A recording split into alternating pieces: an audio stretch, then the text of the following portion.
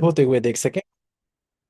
इन सब काम में परमेश्वर और सिर्फ परमेश्वर हमारी अगुवाई कर सकते हैं। तो आपका मैं आभारी हूं कि आपने आज ये चुनाव किया है, ये चयन आपने किया है कि आप हमारे साथ हों। परमेश्वर की आराधना उपासना साथ की जाए और खास तौर से उसके वचनों पर एक बारी फिर से ध्यान दिया जाए। मैं भी चाहता हूँ आपको इंतजार कराने के लिए, और विनती करता हूँ कि आज हमारा साथ बिताया हुआ पल हमें प्रभु के और करीब लाने वाला बन सके।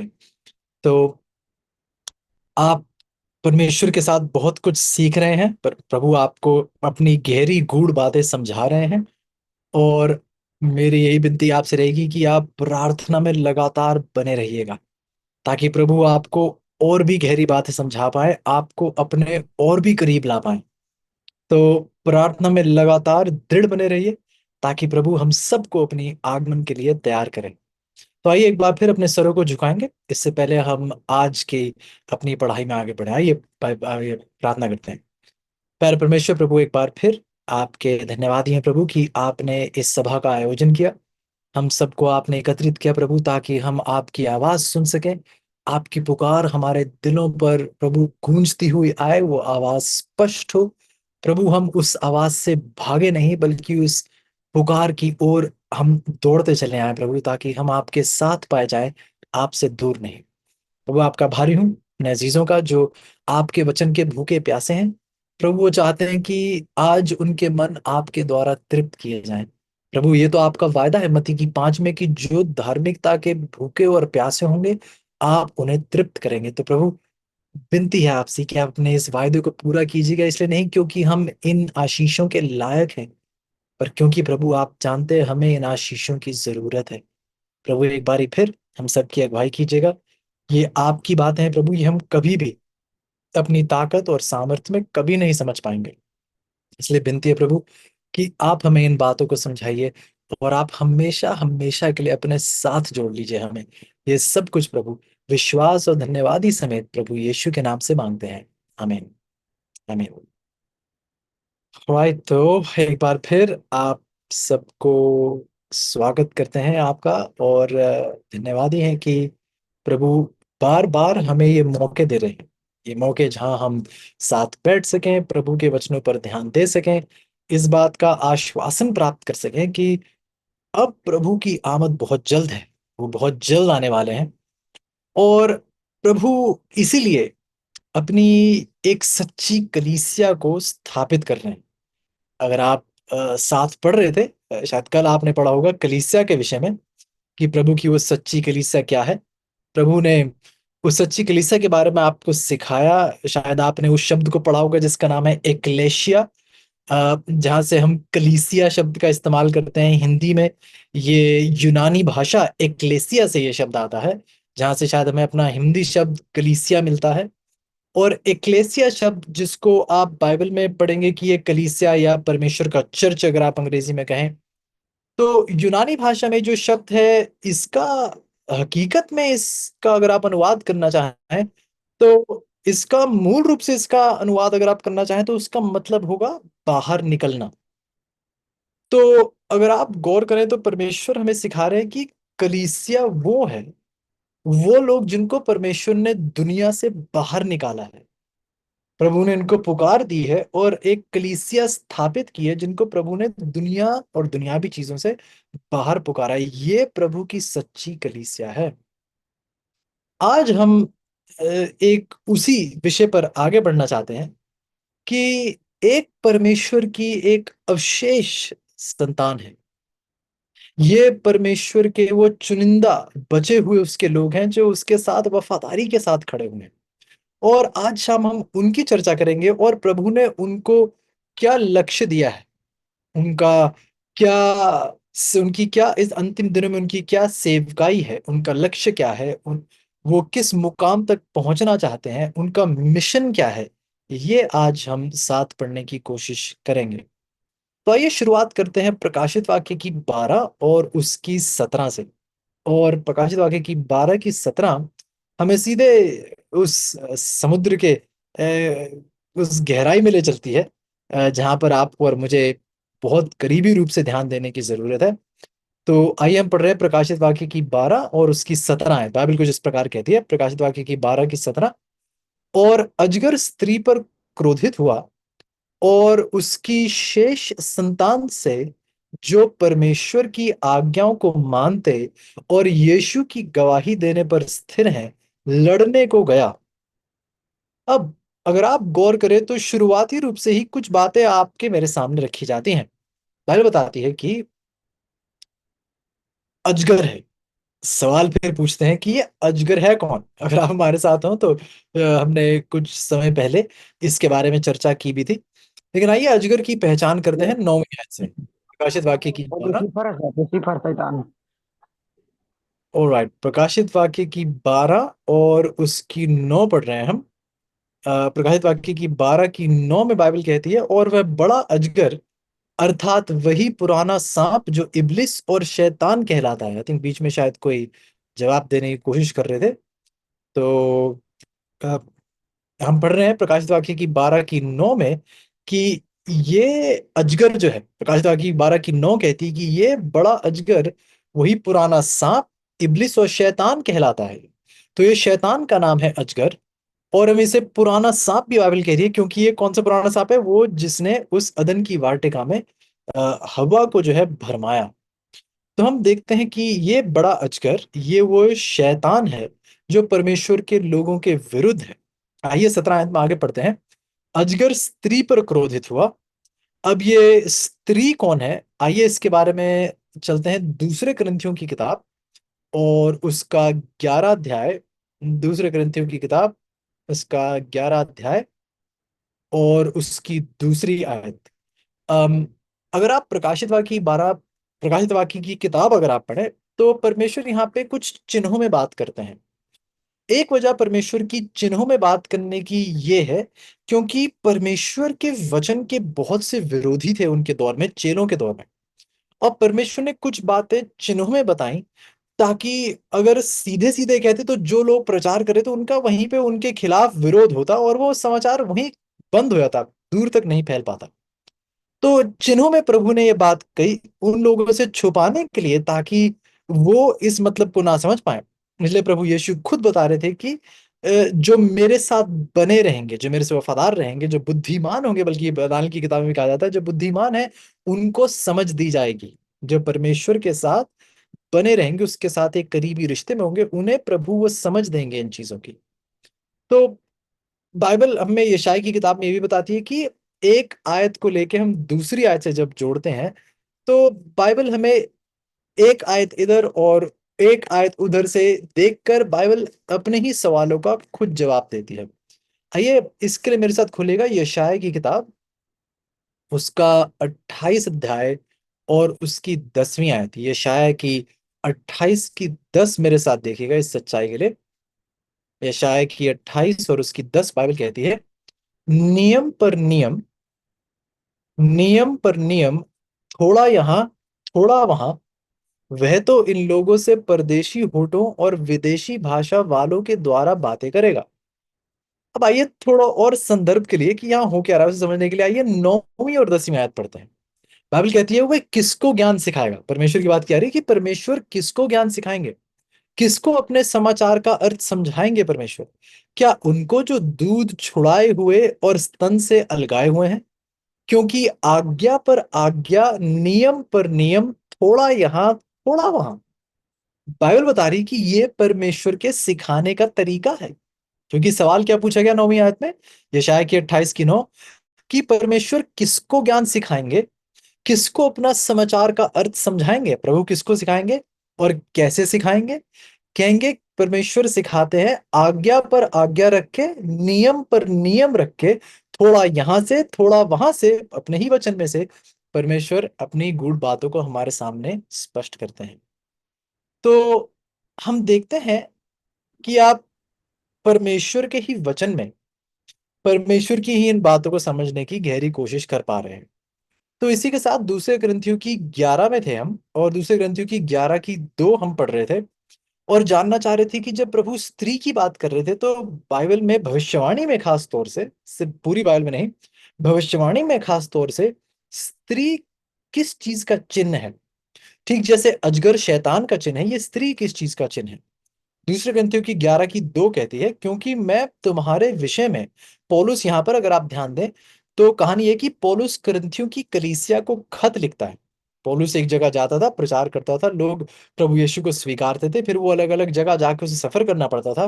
वो बार बार उस जगह तो नहीं जा पाता था, लेकिन उनको खत जरूर लिख के भेजा करता था। तो यहाँ पे वो खत के माध्यम से उनसे कहता है कि मैं तुम्हारे विषय में ईश्वरीय धुन लगाए रहता हूँ, इसलिए कि मैंने एक ही पुरुष से तुम्हारी बात लगाई है कि तुम्हें पवित्र कुंवारी की नाई मसीह को सौंप दूं। तो पौलुस देखिए यहाँ कलीसिया से बात करते हुए कहता है, एक स्त्री के साथ, एक कुंवारी स्त्री, एक पवित्र कुंवारी स्त्री के साथ कलीसिया को एक कुंवारी स्त्री के तौर पर संबोधित करता है, और कहता है कि मैंने आपको एक पवित्र कुंवारी की नाई मसीह को सौंप दिया। मतलब कि वो आपका दूल्हा है, आप उसकी दुल्हन है कलीसिया, और आप वो कलीसिया जिसको मैं प्रभु यीशु के साथ जोड़ना चाहता हूं। तो प्रकाशित वाक्य की 12 की 17, अब अगर आप उस पर गौर करें तो बाइबल अब इन बातों को स्पष्ट करती है कि प्रकाशित वाक्य की 12 की 17 में जो अजगर है वो शैतान को दर्शा रहा है, जो स्त्री है वो प्रभु की कलीसिया को दर्शा रही है। और बाइबल कहती है कि अजगर स्त्री पर क्रोधित हुआ। शैतान अपनी कलीसिया से तो क्रोधित नहीं होगा, जो उसके साथ जुड़े हुए हैं वो उनसे क्रोधित तो नहीं है। तो बाइबल बता रही है कि देखिए शैतान किस प्रकार उनसे क्रोधित है जो उसके खिलाफ है, जो उसके विरुद्ध है। प्रकाशित वाक्य की 12 की 17 कहती है, अजगर स्त्री पर क्रोधित हुआ, उसकी शेष संतान से वो क्रोधित हुआ। और आगे जाकर कुछ और पहचान भी इन शेष संतान की जाती है, ये सच्ची कलीसिया की। ये वो अवशेष लोग हैं, जो बचे हुए लोग हैं, जो प्रभु के साथ खड़े हुए हैं। इनकी पहचान के बारे में भी थोड़ी चर्चा करेंगे, लेकिन आइए थोड़ा सा और संदर्भ को समझने की कोशिश करते हैं। प्रकाशित वाक्य की 12 की 17 अगर आप गहराई समझ जाते हैं, ये ध्यान में रखिए कि ये इस अध्याय की आखिरी आयत है। इस आयत को समझने के लिए आपको ये समझना होगा कि इस संदर्भ में हो क्या रहा है। समझना क्यों जरूरी है? क्योंकि बाइबल कहती है कि अजगर स्त्री पर क्या हुआ, क्रोधित हुआ, कि शैतान कलीसिया से क्रोधित हुआ। सवाल फिर ये होना चाहिए कि ये क्रोध हुआ क्यों? और दूसरी बात कि ये अगर महाक्रोध है, ये किस हद तक है ये क्रोध? मतलब क्या ये बहुत ही गंभीर बात है क्या, बहुत ही सख्त क्रोध, मतलब बहुत ही कोई ना गहरा क्रोध है कि मतलब ये जान लेने पर तुला है? मतलब कि ऐसा कुछ जरूर हुआ है जिससे शैतान इतना क्रोधित हुआ है कि वो अब अपनी सारी ताकत के साथ इस शेष संतान के साथ आता है। और बाइबल कहती है कि ये इस कलीसिया से लड़ने को गया, इतना क्रोधी हो कि उससे लड़ने को गया, उसको उसका विनाश करने के लिए गया। तो इसको समझने के लिए आइए अगर आप प्रकाशित वाक्य की 12 में मेरे साथ थोड़ी देर ऊपर चलेंगे, तो बाइबल बताती है, शायद हम इसके बारे में ही पहले पढ़ चुके हैं। बाइबल कहती है 7वीं आयत में, प्रकाशित वाक्य की 12 की 7 में लिखा है, फिर स्वर्ग पर लड़ाई हुई। मिकाएल जो प्रभु यीशु को दर्शाते हैं, मिकाएल और उसके स्वर्गदूत अजगर से लड़ने को निकले, शैतान से लड़ने को निकले, और अजगर और उसके दूत उससे लड़े। तो बात कहां से शुरू हो रही है? स्वर्ग से। स्वर्ग में शैतान प्रभु यीशु के साथ, अपने दूतों के साथ लड़ाई करता है, जंग के लिए जाता है। और 7वीं आयत कहती है कि अजगर और उसके दूत उनसे लड़ने को जाते हैं। 8वीं आयत कहती है लेकिन वो प्रबल नहीं हुए, मतलब कि शैतान और उसके दूत प्रभु यीशु के विरुद्ध नहीं खड़े हो पाए, सफल नहीं हो पाए उस युद्ध में। और फिर बाइबल 8वीं आयत में कहती है, और स्वर्ग में उनके लिए फिर जगह ना रही। तो अब आपको पता चलता है कि शैतान स्वर्ग में विद्रोह में प्रभु के खिलाफ खड़ा होता है, और वहां से उसे बेदखल करके उसे निकाल दिया जाता है, क्योंकि वो विद्रोह, वो पाप वहां पे नहीं सहा जाएगा, और शैतान को वहां से निकालकर बाहर कर दिया जाता है। ओके। तो शुरुआत इस बात से होती कि शैतान ने परमेश्वर का विरोध किया, जीत नहीं पाया, स्वर्ग से निकाला। फिर हमें पता कि जब वो स्वर्ग से निकला, पृथ्वी पर आया, उसने मनुष्यों को भरमाने की कोशिश की, आदम और हवा को भरमाया, जिसके विषय में हम पढ़ चुके हैं। फिर हम देखते हैं कि प्रभु यीशु का जन्म होता है। अगर आप संदर्भ में थोड़ी सी और ऊपर की ओर जाएं, तो यहाँ एक बार फिर उस स्त्री की बात की जा रही, किसी और दिन इसकी गहराई में जा सकते हैं। प्रकाशित वाक्य की 12 की 1 कहती है, फिर स्वर्ग पर एक बड़ा चिन्ह दिखाई दिया। प्रकाशित वाक्य की 12 की 1, अर्थात एक स्त्री जो सूर्य ओढ़े हुई थी और चांद उसके पांव तले था, उसके सिर पर 12 तारों का मुकुट था। बहुत सारी अच्छी जानकारी दी जा रही है। स्त्री, जिस अब तक हम समझ चुके हैं कलीसिया है, लेकिन ये कैसी कलीसिया है? बाइबल कहती है कि ये सूर्य ओढ़े हुई थी। मलाकी की किताब में अगर आप पढ़ें तो प्रभु यीशु को पवित्रता का, धार्मिकता का सूर्य कहलाया जाता है। तो सच्ची कलीसिया वही है। और अगर आप इस कलीसिया की तुलना, इस स्त्री की तुलना एक दूसरी स्त्री से करें जो प्रकाशित वाक्य की 17 में पाई जाती है, तो आप इनके रूप में भी जो फर्क है वो फर्क आपको नजर आएगा। कि एक स्त्री है जो इस प्राकृतिक सुंदरता से ढकी हुई है। सूरज से ओढ़ी हुई है, चांद उसके पांव तले है, सितारों के 12 तारों का मुकुट उसके सिर पर है। ये प्राकृतिक सुंदरता से घिरी हुई है, लिपटी हुई है। लेकिन प्रकाशित वाक्य की 17 में अगर आप देखें तो एक स्त्री है, उसके हाथ में एक सोने का प्याला है। उसमें उसमें हम देखते हैं कि एक दाख मधु है। और ये उन उन अजीजों के खून को दर्शाती है, जिस खून को इस कलीसिया ने बहाया है। उन मसीही शहीदों को दर्शाती है। और हम देखते हैं कि बहुत सारे आभूषणों वगैरह से, हीरे जवाहरात से वो घिरी हुई है। तो जब आप दोनों इन स्त्रियों की तुलना देखते हैं, एक प्राकृतिक सुंदरता से ढकी हुई है और दूसरी इन सारी बनावटी चीजों से जो है ढकी हुई है। एक स्त्री 12 प्रकाशित वाक्य की 12 में सूर्य ओढ़े हुई है जो प्रभु यीशु को दर्शाता है। चांद के बारे में अगर आपने कुछ पढ़ा हो, तो चांद, हम जानते हैं कि चांद की अपनी रोशनी नहीं होती है। अगर आपने खगोल विज्ञान के विषय में अगर कुछ पढ़ा होगा, तो आपने जाना होगा कि चांद की अपनी रोशनी नहीं होती है। चांद सिर्फ सूर्य की रोशनी को रिफ्लेक्ट करता है, उसे झलकाता है। उसकी अपनी कोई रोशनी नहीं होती है। ये चांद फिर परमेश्वर के वचन को भी दर्शा सकता है, वो पुराने नियम को भी दर्शा सकता है, क्योंकि ये नए नियम की बात की जा रही है। तो पुराने नियम को भी दर्शाता है, पूरे वचन को भी दर्शा सकता है, क्योंकि वचन की अपनी रोशनी नहीं है। वचन सिर्फ किसकी रोशनी आपके सामने प्रकट कर रहा है? प्रभु यीशु की। प्रभु यीशु खुद यूहन्ना की 5 में फरीसियों से कहते हैं कि आप शास्त्रों में ढूंढते हैं, जैसे कि उनकी गहरी गहरी पढ़ाई करने की कोशिश करते हैं, जैसे कि उसमें जीवन है, लेकिन पूरा का पूरा शास्त्र मेरी गवाही देता है और आप मेरे पास ही आने के लिए तैयार नहीं है।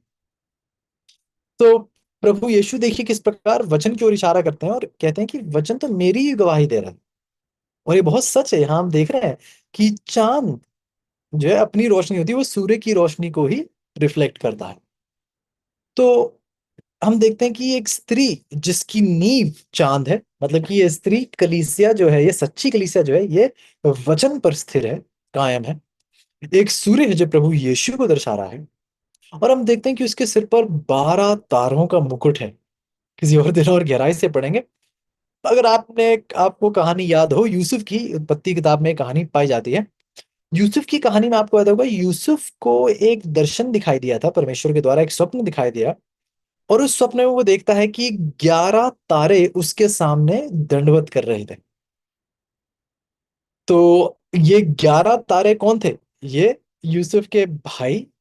और हम देखते हैं कि ये 11 वो गोत्र थे इसराइल के। तो हम देखते हैं कि यूसुफ देखता है कि 11 तारे उसके सामने दंडवत कर रहे थे, जो 11 गोत्र को दर्शा रहे थे। 11 क्यों भाई? गोत्र तो 12 थे, यूसुफ वो 12वां था। बाइबल ये कहती है कि ये स्त्री के सिर पर 12 तारों का मुकुट है। मतलब कि ये वो कलीसिया है जो आप जिसको आप देखते हैं, ये पुराने नियम की भी कलीसिया है, क्योंकि वहां 12 गोत्र है। ये नए नियम की भी कलीसिया है, क्योंकि ये सिर्फ एक दौर की कलीसिया नहीं है। प्रभु की सच्ची कलीसिया हमेशा तक बरकरार रही है। ये वो नए नियम की भी कलीसिया है, क्योंकि नए नियम में फिर ही वो 12 दोबारा दोहराए जाते हैं। जो पुराने नियम में आपको 12 गोत्र दिखाई देते हैं, नए नियम में प्रभु यीशु आकर क्या करते हैं? 12 चेलों को इकट्ठा करते हैं। अगर आपने यरूशलेम की बात करें, प्रकाशित वाक्य की बात करती है कि प्रभु यीशु का वो नया यरूशलेम बहुत जल्द आने वाला है। और नए यरूशलेम में 12 दरवाजे हैं। 12 दरवाजों पर, हर एक दरवाजे पर इसराइल के एक गोत्र का नाम लिखा हुआ है। और फिर नए यरूशलेम की 12 नींव है, और हर एक नींव पर एक चेले का नाम लिखा हुआ है। मतलब कि क्या है? कि नया यरूशलेम सिर्फ पुराने नियम के लोगों के लिए या नए नियम के लोगों के लिए नहीं, सबके लिए है जो प्रभु यीशु में विश्वास करेंगे। पुराना नियम, नए नियम, सब प्रभु यीशु के द्वारा बचाए जाना चाहते हैं, जो बचाए प्रभु इन्हें बचाने के योग्य है। तो हम देखते हैं कि यहाँ पर बात की जा रही है एक सच्ची कलीसिया की। बाइबल कहती है दूसरी कलीसिया में कि ये कलीसिया गर्भवती हुई और चिल्लाती थी क्योंकि प्रसव की पीड़ा उसे लगी थी और बच्चा जन्मने की पीड़ा में थी। इस कलीसिया में से एक बच्चा अब जन्मने वाला है। बाइबल कहती है तीसरी आयत में, एक और चिन्ह स्वर्ग पर दिखाई दिया, और देखो एक बड़ा लाल अजगर था जिसके 7 सिर और 10 सींग थे, और उसके सिरों पर 7 राजमुकुट थे। एक बड़ा लाल क्या दिखाई दिया? अजगर। अजगर की पहचान आप जान चुके हैं। तो अजगर है, स्त्री बच्चा जमने वाली है। बाइबल चौथी आयत हम पहले पढ़ चुके हैं जब हमने पढ़ाई शुरू की थी। उसकी पूंछ ने आकाश के तारों की 1/3 को खींचकर पृथ्वी पर डाल दिया, इसके बारे में भी हम पढ़ चुके हैं। पांचवी आयत कहती है, वह बेटा जनी जो लोहे का दंड लिए हुए सब जातियों पर राज्य करने पर था, उसका बच्चा एकाएक परमेश्वर के पास उसके सिंहासन के पास उठाकर पहुंचा दिया गया। ये सारी आयतें बाइबल में आप पाएंगे, क्योंकि जो बेटा राज करने के लिए आया था, जो प्रभु यीशु था, जो इस कलीसिया में से जन्मा, जिसने पूरी दुनिया पर अपना सुसमाचार फैलाया, बाइबल कहती है एकाएक वो परमेश्वर के पास पहुंच गया और उसके सिंहासन के पास उठाकर पहुंचा दिया गया है। इब्रानियों की 12 में अगर आप पढ़ें तो स्पष्ट लिखा है कि प्रभु यीशु अब कहाँ बैठे हैं? अपने पिता के दाहिने हाथ पर। तो अगर आप इन बातों पर गौर करें तो बाइबल हमें बहुत गहरी जानकारी दे रही है कि एक एक दौर शुरू होता है स्वर्ग में। स्वर्ग में शैतान अजगर प्रभु यीशु से लड़ने की कोशिश करता है, हारता है, स्वर्ग से उसे बेदखल किया जाता है। पृथ्वी पर आता है, फिर पृथ्वी पर प्रभु यीशु का जन्म होता है। वो प्रभु यीशु पर वार करने के लिए, क्यों? क्योंकि देखिए, वो बच्चा जन्मने पर थी स्त्री और अजगर उसके पास खड़ा हुआ है। चौथी बात क्या कहती है कि जब वो बच्चा जने तो उसके बच्चे को क्या करे? निगल जाए। अब ध्यान से सुनिए, शैतान पहली बार तो स्वर्ग में हार चुका है, ठीक है, इसलिए उसे स्वर्ग से बाहर निकाला गया। जब पृथ्वी पर आया तो उसने पूरी कोशिश की कि भाई अब तो मैं इस प्रभु यीशु को, जो अब स्वर्ग पे है, स्वर्ग में था, वहां तो हार गया, पृथ्वी पर नहीं हार पा मेरे जो हरा पाएगा। पृथ्वी पर उसने वार करने की कोशिश की इस बच्चे पर कि जैसी जन्मे को उसे मार दूंगा। हेरोदेस की कहानी आप बहुत अच्छे से याद है। हेरोदेस के पास वो जो 3 लोग आए थे अपनी भेंट लेकर प्रभु यीशु को देने के लिए, आप उस कहानी को बहुत अच्छे से जानते हैं। तो उसने उनके द्वारा पता करने की कोशिश करी कि प्रभु यीशु कहाँ जन्मा था, ताकि वो जाके उसे मार सके। उसने तो एक मृत्यु दंड भी लागू कर दिया था कि बच्चे सब मार दिए जाएं। लेकिन हम क्या देखते हैं? प्रभु यीशु बचाए गए और पूरी जिंदगी प्रभु यीशु की शैतान जोर लगाता रहा। और हम देखते हैं कि 33.5 वर्षों तक वो जोर लगाता रहा लेकिन मार नहीं पाया, प्रभु यीशु का खात्मा नहीं कर पाया, और वो कब्र में से फिर उठकर कहाँ जा चले गए? प्रभु यीशु स्वर्ग चले गए। बाइबल उसी के बारे में बात कर रही है। हम देखते हैं कि पांचवी आयत वही कहती है कि वो परमेश्वर के पास एकाएक चला गया, उसके सिंहासन के पास उठाकर पहुंचा दिया गया। अब मैं विषय से अलग नहीं हुआ हूं। हम अभी प्रकाशित वाक्य की 12 की 17 को समझने की कोशिश कर रहे हैं कि ये शैतान इतना क्रोधित क्यों है, कलीसिया का विनाश क्यों करना चाहता है। क्योंकि उसने प्रभु यीशु के साथ स्वर्ग में लड़ा, हारा। प्रभु यीशु पृथ्वी पर आए, प्रभु यीशु को जनते साथी मानने की कोशिश करी, फिर हारा। फिर बाइबल आगे कहती है, आगे अगर आप पढ़ें, 13 आयत, 13 आयत में लिखा है कि जब अजगर ने देखा कि मैं पृथ्वी पर गिरा दिया गया हूं, तो उस स्त्री को जो बेटा जनी थी उससे सताया। ठीक है, अब गौर कीजिएगा, बहुत ध्यान से गौर कीजिएगा। स्वर्ग में प्रभु यीशु लड़ा, हारा। प्रभु यीशु इस पृथ्वी पर जन्मे, उससे लड़ा, फिर हारा। अब क्या कर रहा है? कह रहा है प्रभु यीशु को तो नहीं हरा पा रहा, आइए मैं उस स्त्री को ही हरा देता हूं जिससे प्रभु यीशु जन्मे गए थे। मतलब कि मैं उस कलीसिया का विरोध करता हूं जो प्रभु यीशु के साथ खड़ी, जो प्रभु यीशु की आज्ञाओं का पालन कर रही है। लेकिन 14 आयत कहती है कि उस स्त्री को बड़े उकाब के 2 पंख दिए गए कि सांप के सामने से उड़कर जंगल में उस जगह पहुंच जाए। तो बाइबल कहती है कि प्रभु यीशु ने जिस कलीसिया का उसे सताव कर रहा था, उस कलीसिया को भी बचा लिया गया। अब मैं चाहता हूं कि अगर आप शैतान की जगह हो तो आपको समझ में आएगा कि अब आपका क्रोध किस मुकाम तक पहुंचता चला जा रहा है। स्वर्ग में भी हारे, पृथ्वी पर भी हारे। स्वर्ग में प्रभु यीशु से हारे, पृथ्वी पर भी प्रभु यीशु से हारे। अब उसकी कलीसिया को मानना चाहते हो, उसके उसके विरुद्ध आप गए, तब भी प्रभु यीशु ने अपनी कलीसिया को ही बचाया। तो शैतान हार पे हार पे हार सामना कर रहा है। तो अब ये वो जला हुआ दुश्मन है। अब ये वो दुश्मन है जो इतनी कड़वाहट इसमें भर चुकी है, क्योंकि मैंने इतनी कोशिशें की है इस प्रभु यीशु का खात्मा करने की, इसी कलीसिया का खात्मा करने, लेकिन बात ही नहीं बन रही। अब आपको 17 आयत समझ में आएगी। अब प्रकाशित वाक्य की 12 की 17 संदर्भ में आप पढ़ सकते हैं कि अजगर स्त्री पर क्या हुआ, क्रोधित हुआ। अब आपको समझ में आ रहा है, इस क्रोध की हद आपको समझ में आ रही है, इसकी सीमा आपको समझ में आ रही है कि ये 3 युद्ध हार चुका है। अब देखिए कि ये एक बार अब वो स्त्री की जो शेष संतान है, जो बचे हुए उसके लोग हैं, जो चुनिंदा लोग हैं, अब ये उनके खिलाफ लड़ने को जा रहा है। अब आप समझ रहे हैं कि ये 3 युद्ध हार चुका है, तो कड़वाहट कितनी बढ़ चुकी है, इसका क्रोध कितना बढ़ चुका है, इसकी नफरत कितनी बढ़ चुकी है। अब लड़ाई किससे है, उसकी शेष संतान से। अब आप और मैं यहाँ बैठ कर रहे थे कि हाँ हम ही उसकी शेष संतान है, अब ये कहना आसान है। अच्छा महसूस भी होता है कहते हुए कि हाँ हम ही वो शेष संतान है, लेकिन ये शेष संतान की एक पहचान है। उदाहरण देता हूँ आपको। मान लीजिए आज आप उठ के कहें कि मैं अंबानी जी का बेटा हूँ, या मैं अंबानी जी की बेटी हूँ या बहू हूँ। कोई कहेगा कहाँ से हो गए आप? आज उनके पास पैसा तो अब आप उसके बेटे बेटी हो गए, साबित करके दिखाइए। तो कुछ पहचान चिन्ह है। प्रकाशित वाक्य की 12 की 17 एक पहचान चिन्ह देती है कि प्रभु यीशु की सच्ची कलीसिया की शेष संतान कैसी है, प्रभु यीशु की सच्ची कलीसिया की झलक क्या है। प्रकाशित वाक्य की 12 की 17 कहती है उसकी शेष संतान वो है जो परमेश्वर की आज्ञाओं को मानते हैं और वो प्रभु यीशु की गवाही देने पर स्थिर है। ये गवाही क्या है, किसी और दिन बहुत गहराई से इस विषय में पढ़ेंगे। शैतान उनसे लड़ने को गया। एक बात तो स्पष्ट है कि इससे संतान की सबसे पहली पहचान क्या है कि ये प्रभु यीशु की आज्ञाओं को मानते हैं। ये नहीं कहते कि अरे उसकी आज्ञा तो रद्द हो गई हैं, क्रूस पर खत्म हो गई थी, ये पुराने नियम की बातें नहीं। मैं बाइबल की आखिरी किताब पढ़ रहा हूँ जी। अब बाइबल कह रही है कि प्रभु की अंतिम कलीसिया, प्रभु की शेष संतान जो अंतिम दिनों में खड़ी रहेगी, वो कलीसिया है जो प्रभु की हर आज्ञा मानती है, ना ही एक या दो या सिर्फ 9 नहीं, 10 की 10 आज्ञाओं का पालन करती है। और प्रभु यीशु के साथ ये कलीसिया अंत तक खड़ी हुई है। सवाल ये है कि आप क्या आप इस कलीसिया के पहचान चिन्ह को देखकर क्या कह सकते हैं कि मैं ऐसी कलीसिया का भाग हूं जो ये नहीं कह देती कि प्रभु की के जो आज्ञाएं थी वो क्रूस पर रद्द हो गई, ये पुराने नियम की चीजें हैं, नए नियम में इनका कोई करने कोई मायना नहीं है। ये अब आपको तय करना है। बाइबल ने तो ये बात स्पष्ट कर दी है।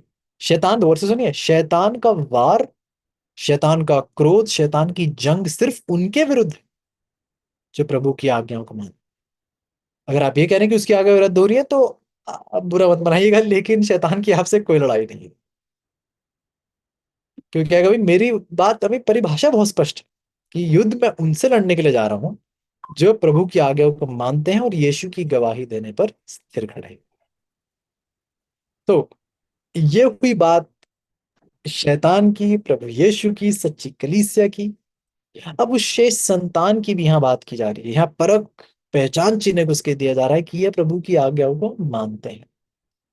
तो अब आइए थोड़ा सा और कदम आगे बढ़ा के पढ़ते हैं कि ये प्रभु की जो सच्ची कलीसिया है, इनका मकसद क्या है, इनका लक्ष्य क्या है, ये किस मुकाम तक पहुंचना चाहते हैं, इनके अस्तित्व की जो पहचान है वो क्या है, अगर ये है तो क्यों है, इनको क्या लक्ष्य दिया गया है,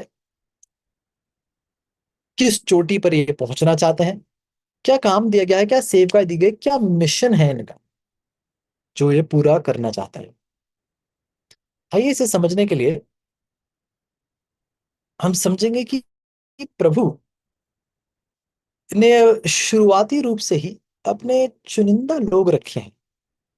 इनके बारे में अंत में बात करूंगा कि हमेशा प्रभु के चुने हुए ही थोड़े से ही लोग थे, इसके बारे में पहले ही बात चर्चा कर चुके हैं। प्रभु के साथ थोड़े ही लोग खड़े हुए पाए गए, हमेशा भीड़ कभी उसके साथ नहीं खड़ी हुई। तो आज प्रभु यीशु भीड़ की इंतजार में नहीं है। आज प्रभु यीशु ईमानदार दिलों की इंतजार में है। कौन है जो मेरे साथ ईमानदारी से खड़ा हो? कौन है जो अपनी जान तक त्यागने के लिए तैयार हो जाएगा? प्रभु उनकी खोज में है। सवाल है कि आप और मैं, क्या हमारी ये पहचान है? क्या हम ऐसे लोगों के तौर पर जाने भी जाते हैं या नहीं? तो आइए इसी के साथ चलिएगा। अम, आइए चलते हैं एक बार फिर प्रकाशित वाक्य की किताब, और आइए पढ़ते हैं इस शेष संतान के बारे में कुछ और बातें। शैतान, अगर आप बाइबल में पढ़े तो बाइबल कहती है कि वो बहुत क्रोधित है। हम देखते हैं कि वो एक प्रभु की कलीसिया के विरुद्ध खड़ा हो रहा है और वार करना चाहता है, उसका हमेशा के लिए खात्मा करना चाहता है। और प्रभु जो है वो अपने लोगों को हर झूठ से, हर झूठी कलीसिया से, हर उलझन से बाहर बुलाने की पुकार दे रहे हैं।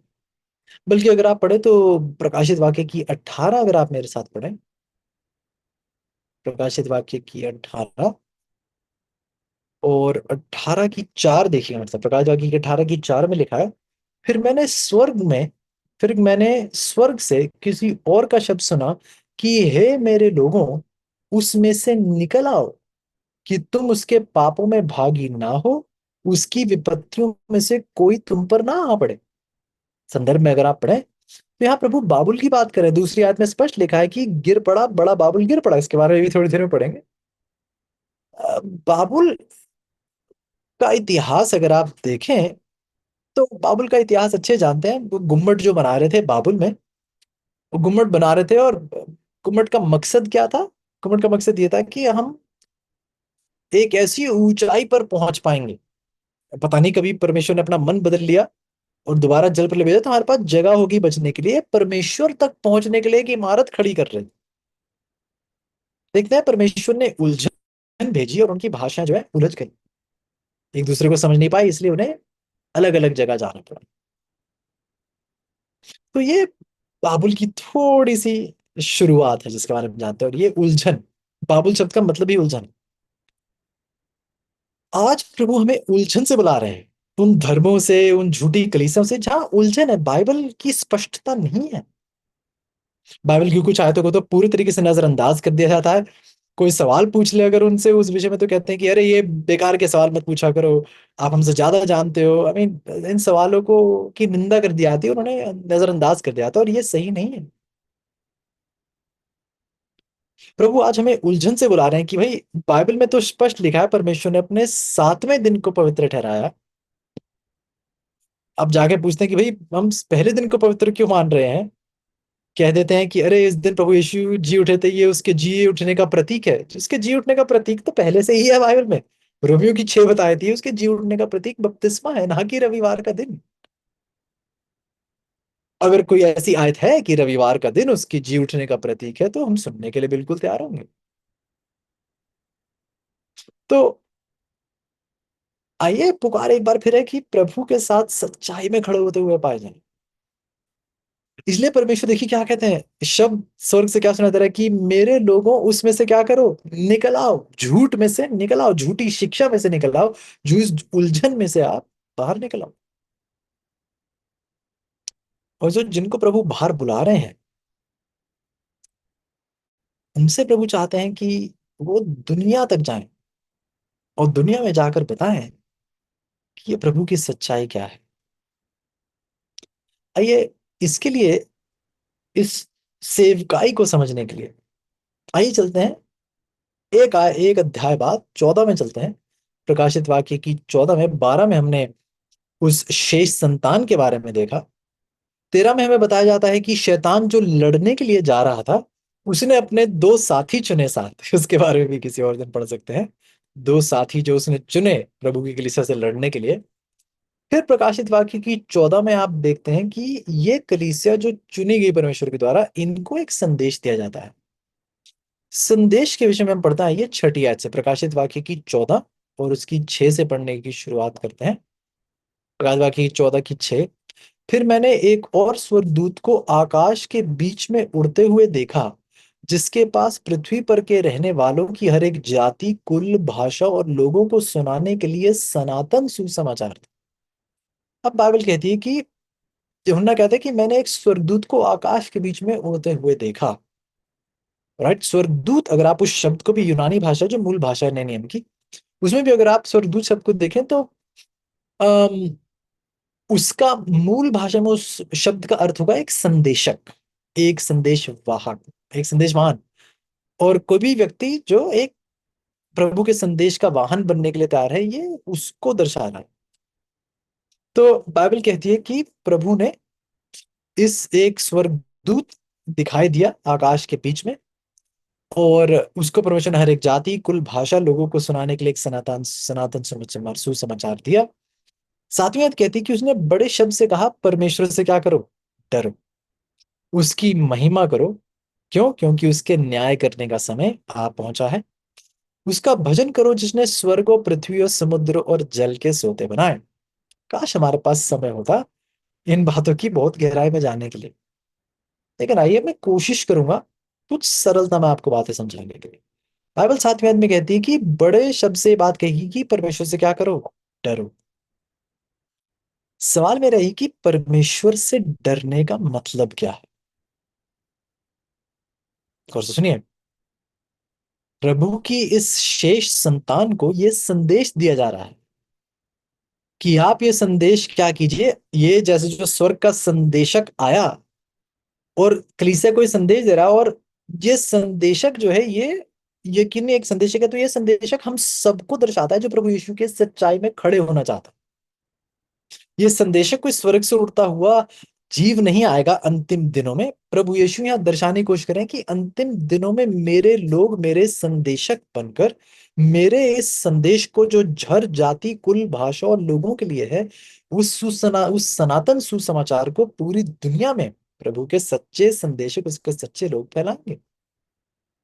संदेश क्या है? संदेश की शुरुआती वाक्य है कि परमेश्वर से क्या करो, डरो। दुनिया को ये ये संदेश दिया जा रहा है कि परमेश्वर से क्या करो, डरो। ओके, आप कहेंगे कि भाई ये तो बहुत आसान है, प्रभु को कहो कुछ लोगों को मार दे, कुछ देश खत्म कर दे, पूरी दुनिया डरेगी परमेश्वर से। नहीं, ये वो वाले डर की बात नहीं। यहाँ परमेश्वर कुछ सिखाने की कोशिश कर रहे हैं। और आइए बाइबल से समझने की कोशिश करते हैं कि जब प्रभु इस डर की बात करते हैं, इस भय की बात करते हैं, तो इसका मतलब क्या है। अगर आपके पास आपकी बाइबल है तो मेरे साथ खोलेगा उत्पत्ति की किताब, और उसका 22 अध्याय। उत्पत्ति की 22 मेरे साथ देखें। उत्पत्ति की किताब, उसका 22 अध्याय। और ये कहानी से आप बहुत अच्छे से वाकिफ हैं। अ, कहानी ये है कि परमेश्वर ने इब्राहिम से कहा कि आप अपने बेटे को लें और उसे जाकर उसकी बलि चढ़ा दें। ये परमेश्वर ने उसे संदेश दिया। इब्राहिम वफादार, प्रभु पर भरोसा करता हुआ, ईमान उसका मजबूत। रोमियो की 4 उसके ईमान की बहुत गहरी परिभाषा देती है, समझाती है, बहुत उम्दा अध्याय रोमियो की 4। लेकिन आइए प्रकाशित वाक्य उत्पत्ति की 22 में, बल्कि उत्पत्ति की 22 में हम देखते हैं कि 10वीं आयत से अगर आप पढ़ें, उत्पत्ति की 22 की 10 में लिखा है, इब्राहिम ने हाथ बढ़ाकर छुरी को ले लिया कि अपने पुत्र को बलि करे। तब यहोवा के दूत ने स्वर्ग से उसको पुकार के कहा, हे इब्राहिम, हे इब्राहिम। उसने कहा, देख मैं यहाँ हूं। अपने बेटे का बलिदान देने के लिए वो तैयार था, जैसा प्रभु यीशु ने उसे करने को कहा था। लेकिन अब आवाज आती स्वर्ग से कि इब्राहिम, वो कहता है कि मैं यहाँ हूं। और आवाज कहती कि उस लड़के पर हाथ मत बढ़ा और ना उसे कुछ कर। परमेश्वर यहाँ इब्राहिम से बात कर रहे, कहते कि अपने लड़के पर हाथ मत उठा, इससे कुछ मत कर, क्योंकि तूने जो मुझसे अपने पुत्र, वरन अपने इकलौते पुत्र को भी नहीं रख छोड़ा, इससे मैं अब जान गया हूं कि तू परमेश्वर का भय मानता है। अगर आप गौर कर रहे हो तो यहाँ बाइबल कह रही है कि तू परमेश्वर का डर रखता है, और इसीलिए अ, तुझे अपने बेटे को कुछ करने की जरूरत नहीं है, क्योंकि तूने जो किया इससे बात साबित हो गई है कि तुझे परमेश्वर का, तेरे मन में परमेश्वर का भय है, तू परमेश्वर का डर रखता है। लेकिन समझ में नहीं आया, क्योंकि अगर आप पढ़ रहे हैं प्रभु, तो उसने तो अपने बेटे को कुर्बान किया, इसमें प्रभु का भय कहाँ से आ गया? परमेश्वर का भय, उसका डर यहाँ नजर नहीं आ रहा है। लेकिन अगर आप आयत को ध्यान से पढ़े तो बाइबल बताती है कैसे परमेश्वर ने कहा है उसका, मुझे दिखता है कि तेरे को परमेश्वर का भय है। 12 आयत एक बार फिर पढ़ते हैं। उस लड़के पर हाथ मत बढ़ा, ना उसे कुछ कर, क्योंकि तूने, क्योंकि वजह दी जा रही है, क्यों मत बढ़ा? क्योंकि तूने जो मुझसे अपने पुत्र वरन अपने इकलौते पुत्र को भी नहीं रख छोड़ा। इससे, ऐसा करने से मैं जान गया हूं कि तुझे परमेश्वर का भय है। मतलब कि क्योंकि आपने अपनी सबसे पसंदीदा, सबसे प्यारी, सबसे दिल से जुड़ी हुई चीज को भी आपने मुझसे पीछे नहीं रख छोड़ा। आपने अपनी सबसे करीबी चीज भी, सबसे पसंदीदा चीज भी आपने मेरे लिए त्याग दी। उसकी कुर्बानी देने के लिए आप तैयार हो गए। इस बात से मुझे पता चल गया है कि आपके दिल में परमेश्वर का भय है, आप परमेश्वर का डर मानते हैं। बहुत से अजीज जो कलीसिया का भाग है, वो कहते हैं कि परमेश्वर का भय मानने का मतलब है कि हम कलीसिया में आए और चुप शांति से बैठें, उसका आदर सम्मान करें। ये परमेश्वर का भय मानना है। हाँ, परमेश्वर का भय माना जाता है जब आप आकर ऐसे चुप शांति से बैठते हैं, आराधना उपासना करते हैं, आप दुनियावी कोई बातचीत नहीं करते और को बुरा व्यवहार नहीं कर रहे। हाँ, ये बात काफी अच्छे रूप से स्पष्ट करती है कि हाँ, परमेश्वर का भय मानते हैं। लेकिन परमेश्वर का भय मानना इससे थोड़ा गहरा है। परमेश्वर से डर, उससे डरने का, ये आत्मिक रीति से उसका ये डर रखने का मतलब थोड़ा और गहरा है। और उत्पत्ति की किताब के मुताबिक परमेश्वर कह रहे हैं कि इब्राहिम, मैं जानता हूं कि तेरे दिल में मेरा डर है। क्यों? वो इस बात से साबित हुआ है कि इब्राहिम, तूने जो अपनी सबसे करीबी चीज थी, अपनी औलाद जो तेरे दिल के सबसे करीब, तूने वो भी मुझसे दूर नहीं रख छोड़ी। इस बात से तूने साबित कर दिया है कि तेरे दिल में मेरा भय है। ये जो मैं आपसे बता रहा हूँ, ये शेष संतान, ये जो शेष कलीसिया है, जो प्रभु के अंतिम दिनों के सच्चे लोग हैं, ये उनका संदेश है। अगर वो परमेश्वर के सच्चे लोग हैं तो वो परमेश्वर के संदेशक बनेंगे, और परमेश्वर के संदेशक हर जाति, हर कुल, हर भाषा, पूरी दुनिया को ये संदेश दे रहे हैं कि परमेश्वर से डरो। लेकिन परमेश्वर से डरने का मतलब उत्पत्ति किताब के मुताबिक ये है कि परमेश्वर का भय आपके दिल में ये इस बात से साबित होगा कि जब आप अपनी सबसे पसंदीदा, सबसे करीबी चीज जो आपके दिल के सबसे करीब हो, आप वो भी त्यागने के लिए तैयार हो जाएं, आप उसको भी कुर्बान करने के लिए तैयार हो जाएं। इस कुर्बानी से ये बात साबित होगी कि आपने आपने यकीनन आपने यकीनन परमेश्वर का भय अपने दिल में माना है। आपके दिल में परमेश्वर का डर है, ये बात यकीनन साबित हो जाएगी। तो आप अपने आप से पूछें कि क्या मेरे मन में परमेश्वर का डर है? क्या मैं प्रभु की सच्ची कलीसिया का भाग हूं? क्या मैं परमेश्वर की शेष संतान हूं? क्या मेरे दिल में कोई ऐसी चीज है जो अभी भी मैंने अपने करीब रखी हुई है? अभी भी कोई चीज जो मैं त्यागने के लिए तैयार नहीं हूं? बाइबल कह रही है कि जो अपने दिल के सबसे करीबी चीज को भी त्यागने के लिए तैयार हो जाए, वो इस बात को साबित करता है, इब्राहिम के माध्यम से मैं पता चलता है, वो इस बात को साबित करता है कि मैं परमेश्वर से डरता हूं। पहला संदेश। और जो प्रभु के शेष लोग हैं, ये उनका संदेश होगा जो अपने जीवन में अमल करेंगे, इससे पहले कि ये दुनिया को बताएं। ऐसे ये पहला संदेश जो परमेश्वर चाहते हैं हम दुनिया को बताएं, ये उसकी शेष संतान का लक्ष्य है, ये उनकी सेवकाई है। और अगर ये बात हम दुनिया तक नहीं पहुंचा रहे हैं, शब्दों के माध्यम से नहीं, अपने जीवन के माध्यम से, ये सच्चाई सिर्फ मुख से नहीं निकलनी चाहिए, ये सच्चाई जीवन में दिखाई देनी चाहिए। और आज मुझे और आपको आज जरूरत है ऐसी, कि हमारे दिल से, चाहे कोई भी चीज हमारे दिल में करीब हो, हमें हर चीज को प्रभु के लिए त्यागने के लिए तैयार होना चाहिए। हर चीज जो रुकावट बनकर खड़ी हो, हर चीज जो प्रभु से हमें दूर रखती हो, हर चीज को त्यागने के लिए तैयार हो जाए। और इब्राहिम ने कहा, प्रभु मेरा इकलौता पुत्र है, अगर आप कह रहे हैं इसकी भी कुर्बानी दे दो, तो मैं इसको भी देख कुर्बान करने के लिए तैयार हूं। कोई भी चीज मेरे लिए प्रभु आपसे ज्यादा प्यारी नहीं है।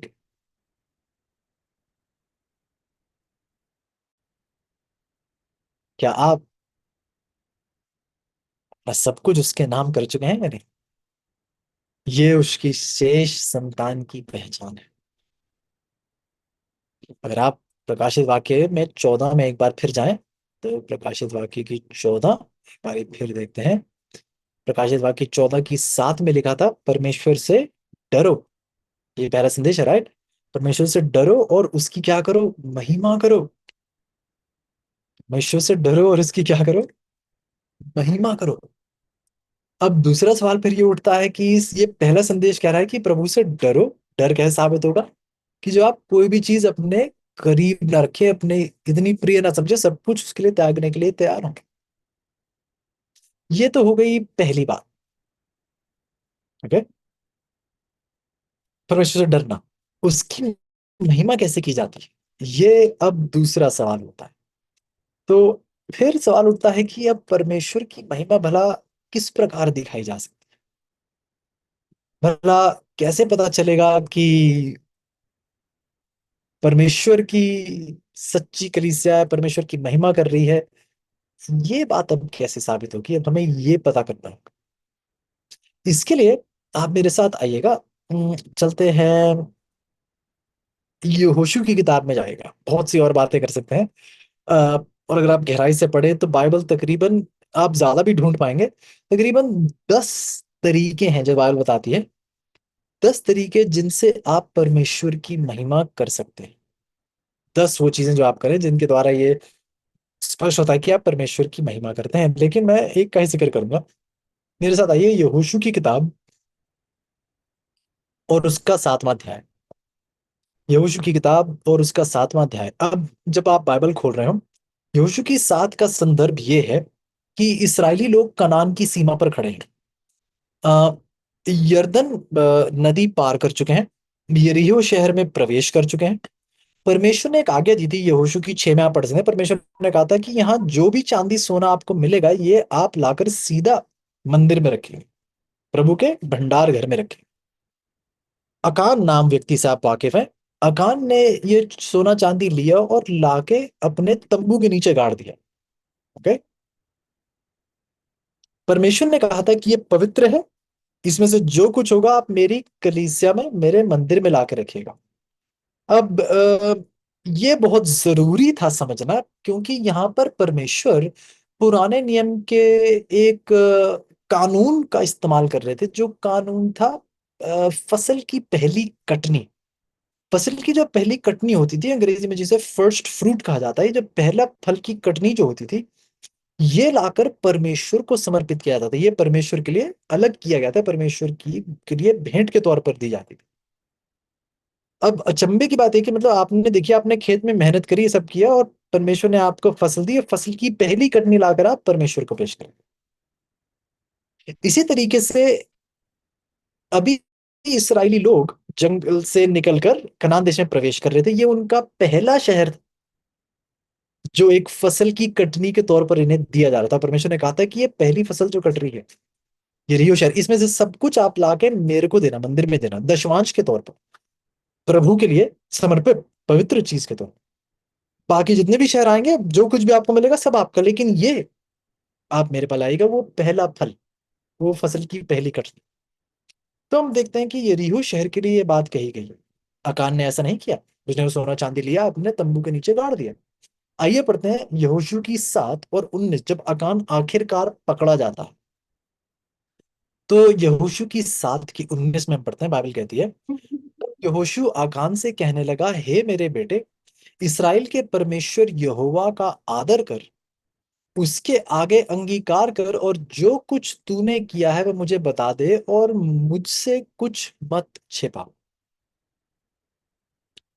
तो अब अगर आप यहोशू की 7 की 19 अगर आप पढ़ रहे हो, और खास तौर से अगर आप मूल भाषा में इसे देखें, यहोशू की 7 और उसकी 19 अगर आप देखें, तो यहोशू की 7 की 19 एक बार फिर, तब जब यहोशू ने अकान से कहा, मेरे बेटे, इसराइल के परमेश्वर यहोवा का आदर कर। जब आप उस शब्द को पढ़ते हैं आदर, वो शब्द आदर जो लिखा हुआ है हिंदी में, जिसका अनुवाद आदर करके लिखा गया है, मूल भाषा में अगर आप देखें तो उस शब्द का असली मतलब है महिमा। कि परमेश्वर की महिमा कर। कि अकान से क्या कहा जा रहा है? अकान, परमेश्वर की महिमा कर। कैसे कर पाएगा? जब तू आगे आकर अंगीकार करेगा अपने पापों को। अपने पापों को जब तू मान लेगा, अपने पापों की माफी जब तू मांगेगा, इस बात से परमेश्वर की महिमा होती है। हम्म, बढ़िया बात। तो अगर आप परमेश्वर की महिमा करना चाहते हैं तो बाइबल कहती है कि आपको अपने पापों का अंगीकार करना होगा, पापों के लिए माफी मांगनी होगी। अब अगर आप माफी मांग रहे हैं तो माफी जो है, माफी परमेश्वर को महिमा देती है, माफी से परमेश्वर को महिमा मिलती है। तो अगर मैं अपने पापों की माफी मांगता हूँ, पापों को अंगीकार करता हूँ, परमेश्वर की महिमा होती है। ठीक उसी तरीके से जब कोई मुझसे आकर, जो उन्होंने मेरे खिलाफ कुछ किया हो और मुझसे आके अपनी गलती की माफी मांगते हैं, जब मैं अपने भाई या बहन को जिन्होंने मुझे चोट पहुंचाई है, जब मैं उन्हें माफी देता हूँ, मैं परमेश्वर नहीं हूं जो उनके पापों को मिटा सकूं, नहीं नहीं नहीं, पर जो चोट उन्होंने मुझे पहुंचाई है, जिस चोट की वो माफी मांग रहे हैं, अगर मैं उन्हें माफ कर दूं, तो उस माफी में परमेश्वर की महिमा की जा रही है। उस माफी में परमेश्वर की महिमा हो रही है ऐसे। तो सवाल आपके सामने है,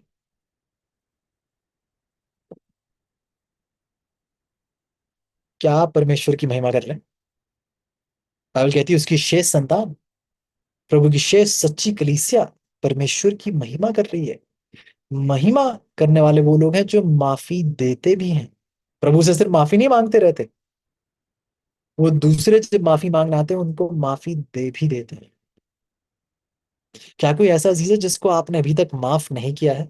शायद आप मेरे साथ बैठे हो या 10-20 साल हो गए हैं आपको, आपने शायद किसी अपने खून को, अपने रिश्तेदार को ही शायद आपने अभी तक माफ ना किया हो।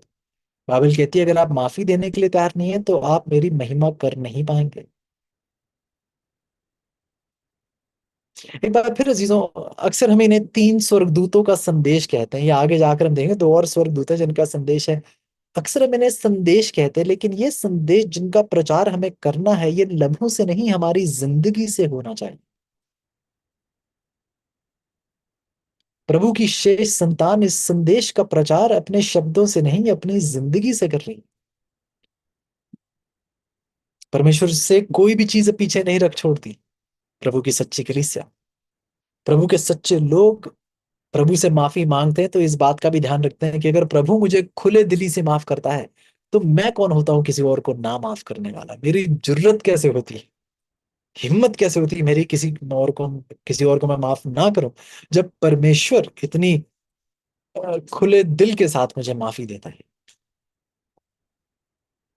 परमेश्वर की महिमा करो।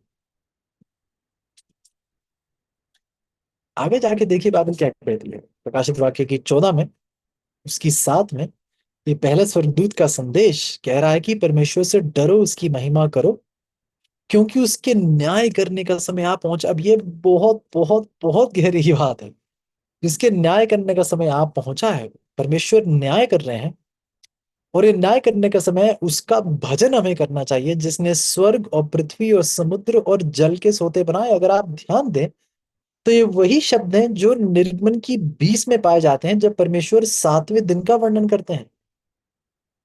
आइएगा जल्दी से मेरे साथ, एक बार फिर 14 की 7 पढ़ते हैं।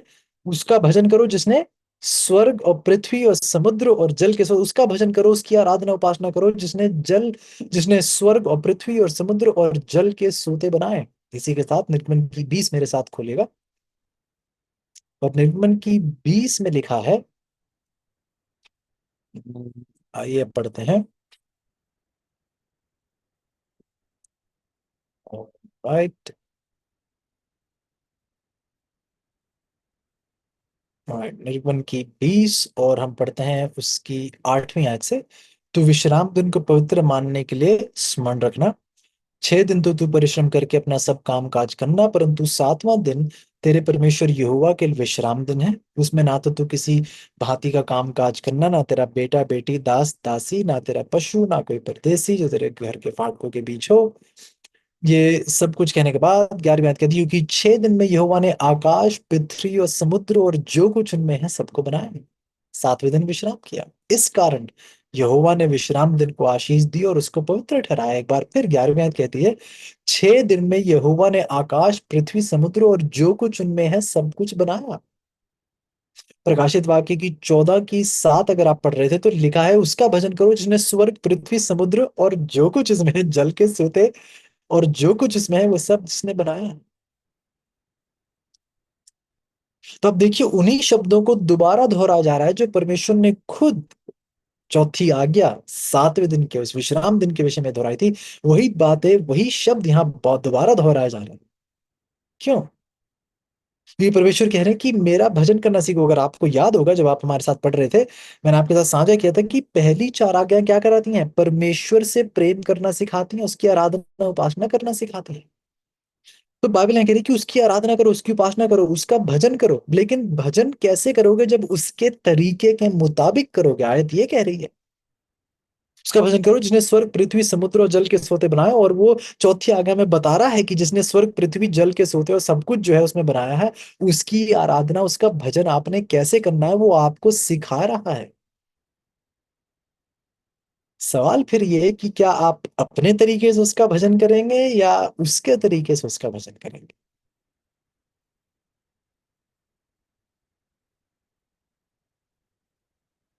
क्या आपको पता है कि तीसरे स्वर्गदूत का संदेश क्या है? थोड़ी देर में मैं दूसरे स्वर्गदूत का संदेश भी जाऊंगा, लेकिन एक झलक आपको देता हूँ। आइएगा मेरे साथ। अ, अगर आप 9वीं आयत पढ़ें, प्रकाशित वाक्य की 14 की 9 में लिखा है, फिर इसके बाद एक और स्वर्गदूत, ये वो तीसरा स्वर्गदूत है, ये कहता हुआ आया कि गिर पड़ा, बल्कि ये सॉरी, ये दूसरा है। इसके 9वीं आयत, हाँ 9वीं, सॉरी मैं 8वीं पढ़ रहा था। 9वीं आयत कहती है, फिर इनके बाद एक और स्वर्गदूत बड़े शब्द से ये कहता हुआ आया कि जो कोई उस पशु और उस मूरत की क्या करे? पूजा करे।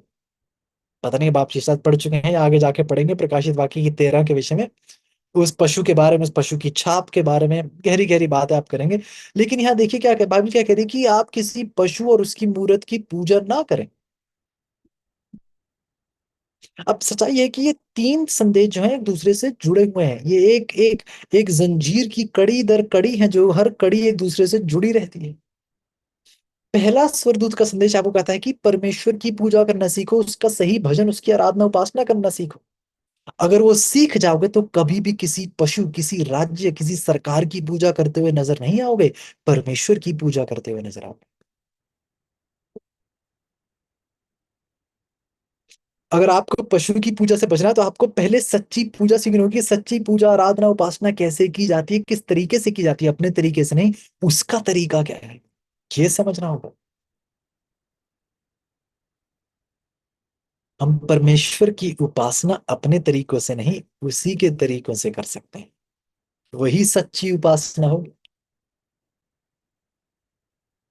तो आपको झूठी उपासना से बचाने के लिए पहले ही संदेश में दे रहा है। और अजीजों, क्योंकि ये क्या है, ये ध्यान से सुनिए, ये सिर्फ संदेश नहीं है, ये तो जीवन शैली होनी चाहिए परमेश्वर के शेष संतान की। आप दुनिया को नहीं सिखा पाएंगे कि झूठी उपासना से कैसे बच निकलना है, जब तक आप उन्हें सच्ची उपासना की झलक नहीं देते हैं। आप उन्हें दिखा सकते हैं कि ये झूठ है, इस कलीसिया में ये गलत सिखाया जा रहा है, यहाँ यहाँ गलत बात सिखाई जा रही है। आप झूठ निकाल के बता देंगे, लेकिन जो पूछेंगे कि अच्छा सच्चा कहाँ है फिर, तो आप क्या जवाब देंगे? तो हमारे जीवन में ही ये सच नहीं नजर आ रहा तो क्या जवाब देंगे? सच्ची कलीसिया सिर्फ एक इमारत के नीचे नहीं बैठती है। सच्ची कलीसिया अपनी जीवन शैली से पहचानी जाती है। परमेश्वर की हर आज्ञा का पालन करती है। किसी भी चीज को अपने लिए परमेश्वर से ज्यादा प्रिय नहीं समझती है। परमेश्वर की महिमा करती है हर बात में, सिर्फ शब्दों से, संगीत के द्वारा नहीं, नहीं, दूसरों को आपस में माफी देकर भी परमेश्वर की महिमा करते हैं। ये सच्ची महिमा है। अरे एक दो गीत गाना तो सब कर सकते हैं जीजो, लेकिन तब उनको माफ कर देना जिनको इतनी गहरी चोट पहुंचाई हो, ये परमेश्वर की सच्ची महिमा है। अब भला ये परमेश्वर की इसमें महिमा कैसे होती है जब माफी दे देते हैं? अब आपने अगर गहराई से पढ़ा हो तो निर्गमन की किताब में आपको याद होगा, निर्गमन की 33 की 18 अगर आप पढ़ें तो मूसा परमेश्वर से कहता है कि प्रभु मुझे आपका जलाल जो है वो देखना है, मुझे आपकी महिमा जो है वो देखना है। और निर्गमन की 33 की 18 में आप इसका वर्णन देख सकते हैं। परमेश्वर अपनी वो महिमा दिखाने के बजाय परमेश्वर अपने चरित्र की बात करने लगते हैं। कहते मैं अपनी भलाई, अपना गुण, अपनी दया, अपनी करुणा, ये सब मैं तेरे आगे से निकाल कर लेके जाऊंगा। और आप कह रहे हैं कि प्रभु समझ में नहीं आया कुछ बात। मैं आपकी महिमा को देखना चाहता हूँ, आप अपने चरित्र की बात कर रहे हैं। प्रभु ये समझा रहे हैं कि मेरी महिमा मेरा चरित्र है, मेरे चरित्र से मेरी महिमा झलकती है। तो मूसा कह रहा था मैं आपकी महिमा देखना चाहता हूँ, प्रभु अपने चरित्र का वर्णन करने लगे, बताने लगे कि यही मेरी महिमा है, ये गुण जो है यही मेरी महिमा है। तो अगर हमें परमेश्वर को महिमा देना सीखना है, हमें उसके चरित्र को दूसरों के सामने पेश करना होगा। और परमेश्वर के चरित्र का एक बहुत गहरी हिस्सा, बहुत गहरा हिस्सा, बहुत प्रभावित हिस्सा, बहुत जोरदार हिस्सा यह है कि प्रभु दिल से माफी देता है अपने लोगों को। तो जब आप दूसरों को माफ करते हैं तो आप दूसरों को प्रभु यीशु की एक झलक देते हैं, जो इतनी चोट सहकर भी माफी देते थे। तो सवाल ये कि क्या आप वो शेष संतान बनना चाहते हैं या नहीं। दूसरा स्वर्गदूत का संदेश अगर आप देखें तो 8वीं आयत में लिखा है, दूसरा स्वर्गदूत का संदेश कहता है, इसके बाद एक दो दूसरा स्वर्गदूत ये कहता हुआ है कि गिर पड़ा ये बड़ा बाबुल, गिर पड़ा, जिसने अपने व्यभिचार की कोप में मदिरा सारी जातियों को पिलाई है। एक बड़ा बाबुल है, झूठी कलीसिया है, झूठी सीख है, और ये झूठी सीख बहुतों को भरमा रही है आज इस। और प्रभु के सच्चे संदेशक दुनिया को चेतावनी दे रहे होंगे, ठीक जैसे आप और मैं बैठकर बाइबल की ये सच्चाई का अध्ययन कर रहे हैं, ये हम उस संदेश का प्रचार कर रहे हैं। हम बता रहे हैं कि झूठ से हमें निकलने की जरूरत है, बाइबल पर यकीन करने की जरूरत है। कलीसिया कभी भी बाइबल से ऊंची नहीं होती। तो बाबुल से निकलने की पुकार है। बाबुल जो उलझन है, स्वार्थ का प्रतीक है। हमें किसी स्वार्थी सीख का भाग नहीं होना है, परमेश्वर की सच्ची कलीसिया का भाग। पर वो पुकार रहे हैं कि मेरे से संतान बाबुल की उलझन, उसकी दुष्टता से बाहर निकलकर मेरे करीब आए। और अब 8वीं आयत आपको और मुझे बता रही है कि ये बड़ा बाबुल है जो गिर पड़ा है। वे एक बाबुल की एक और पहचान है। बाबुल को अगर आप और गहराई से समझना चाहें तो 17 में अगर आप देखें, प्रकाशित वाक्य की 17 में, तो देखिएगा, प्रकाशित वाक्य की 17 में बात की जाती है।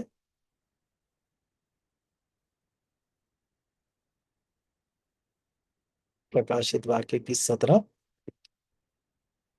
यहाँ पर अगर आप पहली आयत से देखें, प्रकाशित वाक्य की 17 की 1 में लिखा है, और जिन 7 स्वर्गदूतों के पास वे 7 कटोरे थे, उनमें से एक ने आकर मुझसे ये कहा कि इधर आ। यहाँ यूहन्ना बात कर रहा है जिसने प्रकाशित वाक्य की किताब लिखी। एक स्वर्गदूत यूहन्ना से कहता है कि इधर आ, मैं तुम्हें उस बड़ी वेश्या का दंड दिखाऊं, जो बहुत से पानियों पर बैठी है। गौर से सुनना, बाइबल में लिखा है, कहता है, क्यों कहता है कि आओ मैं तुम्हें उस वेश्या का दंड दिखाऊं।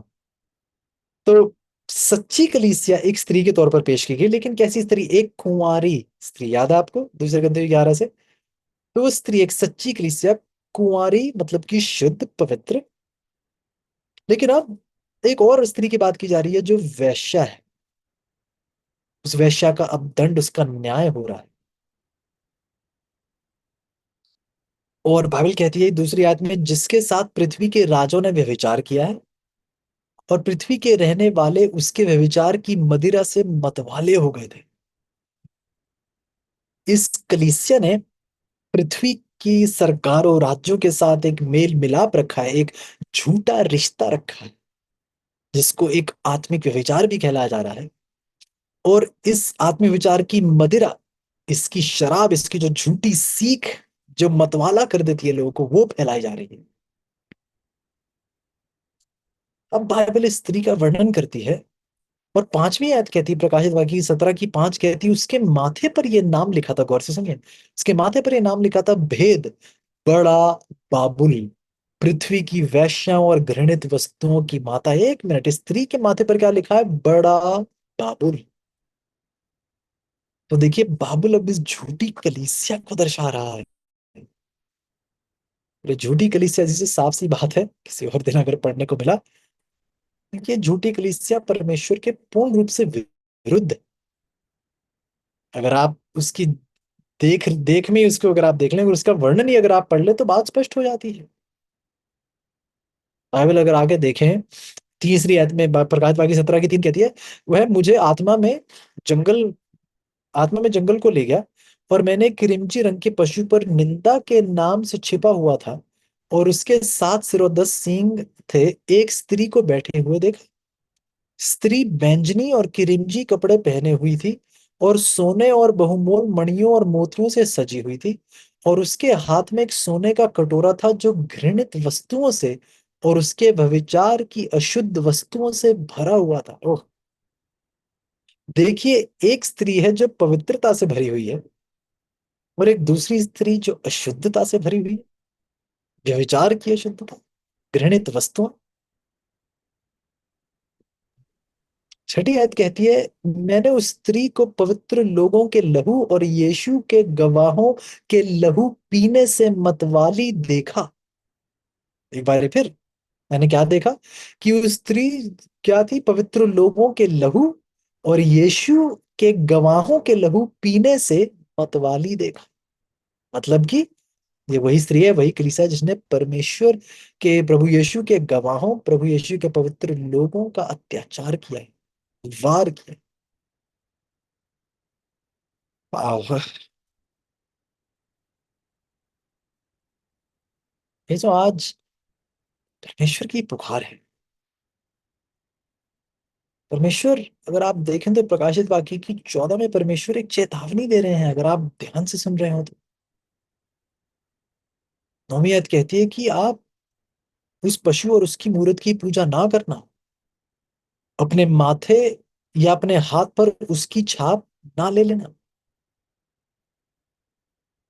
अगर जो ऐसा करेगा तो वह परमेश्वर का प्रकोप, 10वीं आयत पढ़ रहा हूं मैं, प्रकाशित वाक्य 14 की 10, तो वह परमेश्वर के प्रकोप की निरी मदिरा जो उसके क्रोध के कटोरे में डाली गई है पिएगा, और पवित्र स्वर्गदूतों के सामने और मेमने के सामने आग और गंधक की पीड़ा में पड़ेगा। ऐसे शायद ही ये एक ऐसा दंड है, एक ऐसी सजा है जो शायद आपको बाइबल में और कहीं सुनाई नहीं देगी।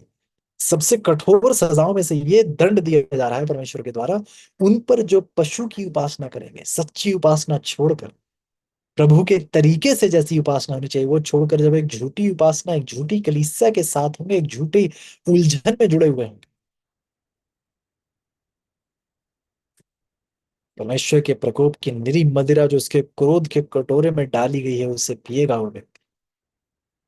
पवित्र स्वर्गदूतों के सामने, मेमने के सामने आग और गंधक की पीड़ा में पड़ेगा। तो आज प्रभु आपको और मुझे पुकार रहे हैं, और परमेश्वर आपसे और मुझसे पूछ रहे हैं कि आज आपको और मेरा निर्णय क्या है।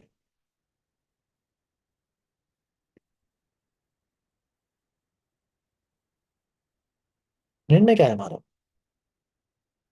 हम पहले पढ़ चुके हैं, मत्ती की 22, अगर आपको याद हो, पहले से पढ़ चुके हैं। परमेश्वर ने कहा कि भाई, दो बड़ी आज्ञा है, क्या है? परमेश्वर से प्रेम करो, और अपने साथियों से प्रेम करो, अपने पड़ोसियों से प्रेम करो।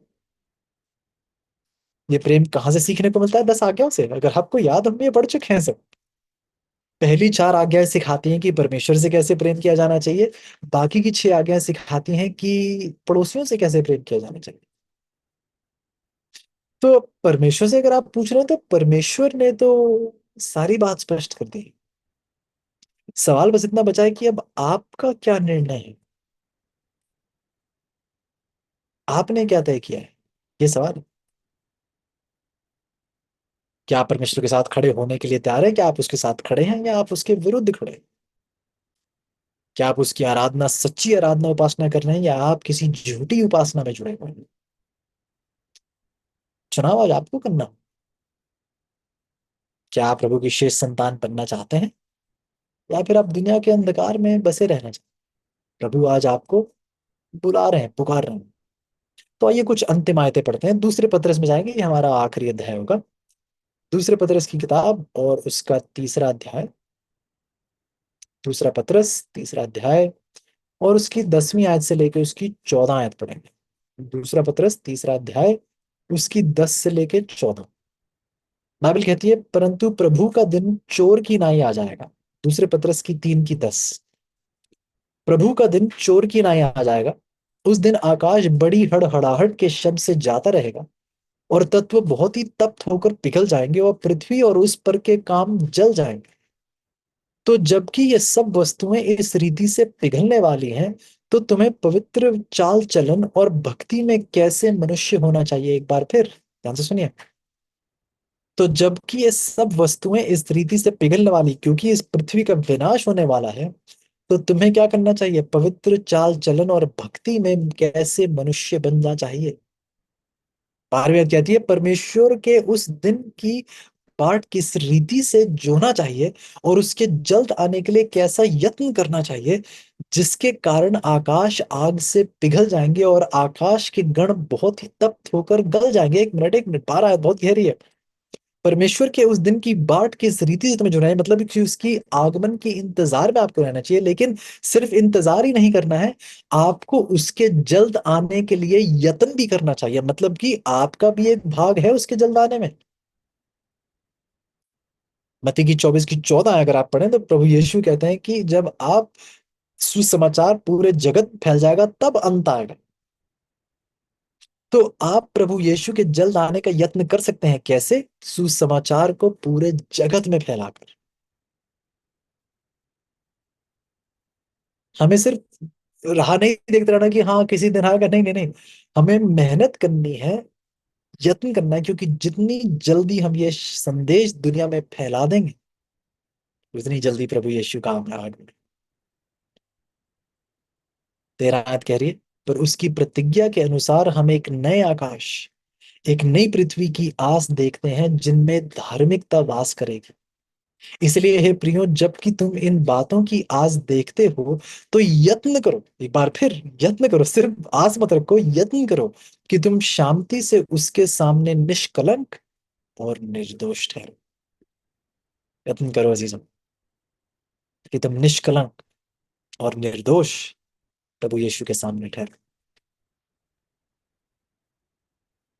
आज आपको क्या निर्णय है?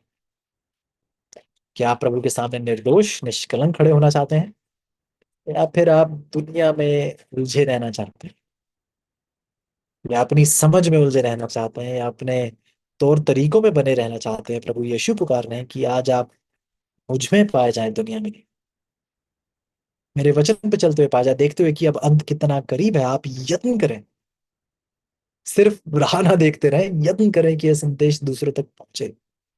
यत्न करें कि आप निष्कलंक और निर्दोष उसके सामने खड़े होने वाले बन सके, और प्रभु यीशु आपकी ताकत बनकर आपको ये जीत दिलाएंगे। पहले दिन ही पढ़ चुके थे, जब मैं पहले दिन आपके साथ बैठा था पढ़ने के लिए, पहले दिन ही ये चर्चा कर चुके थे। प्रभु यीशु को अगर आप अपने दिल में आने का निमंत्रण देंगे, दूसरे करंथियों की 6 की 16 में है ये लिखा हुआ। दूसरे करंथियों की 6 और उसकी 16।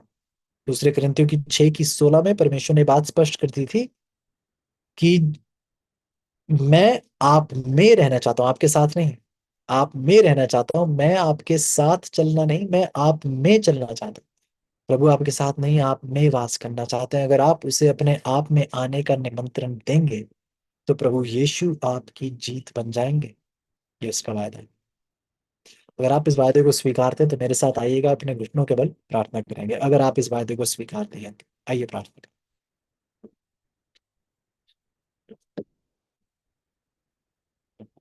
यार परमेश्वर प्रभु, धन्यवाद है आपके संदेश के लिए, आपकी रहनुमाई के लिए, आपकी देखभाल के लिए, आपकी अगुवाई के लिए, आपके वचन की सच्चाई के लिए, दृढ़ता के लिए, इस पुकार के लिए कि प्रभु आप सब कुछ करने के योग्य हैं। आप हमें बचा सकते हैं, नया जीवन देते हैं।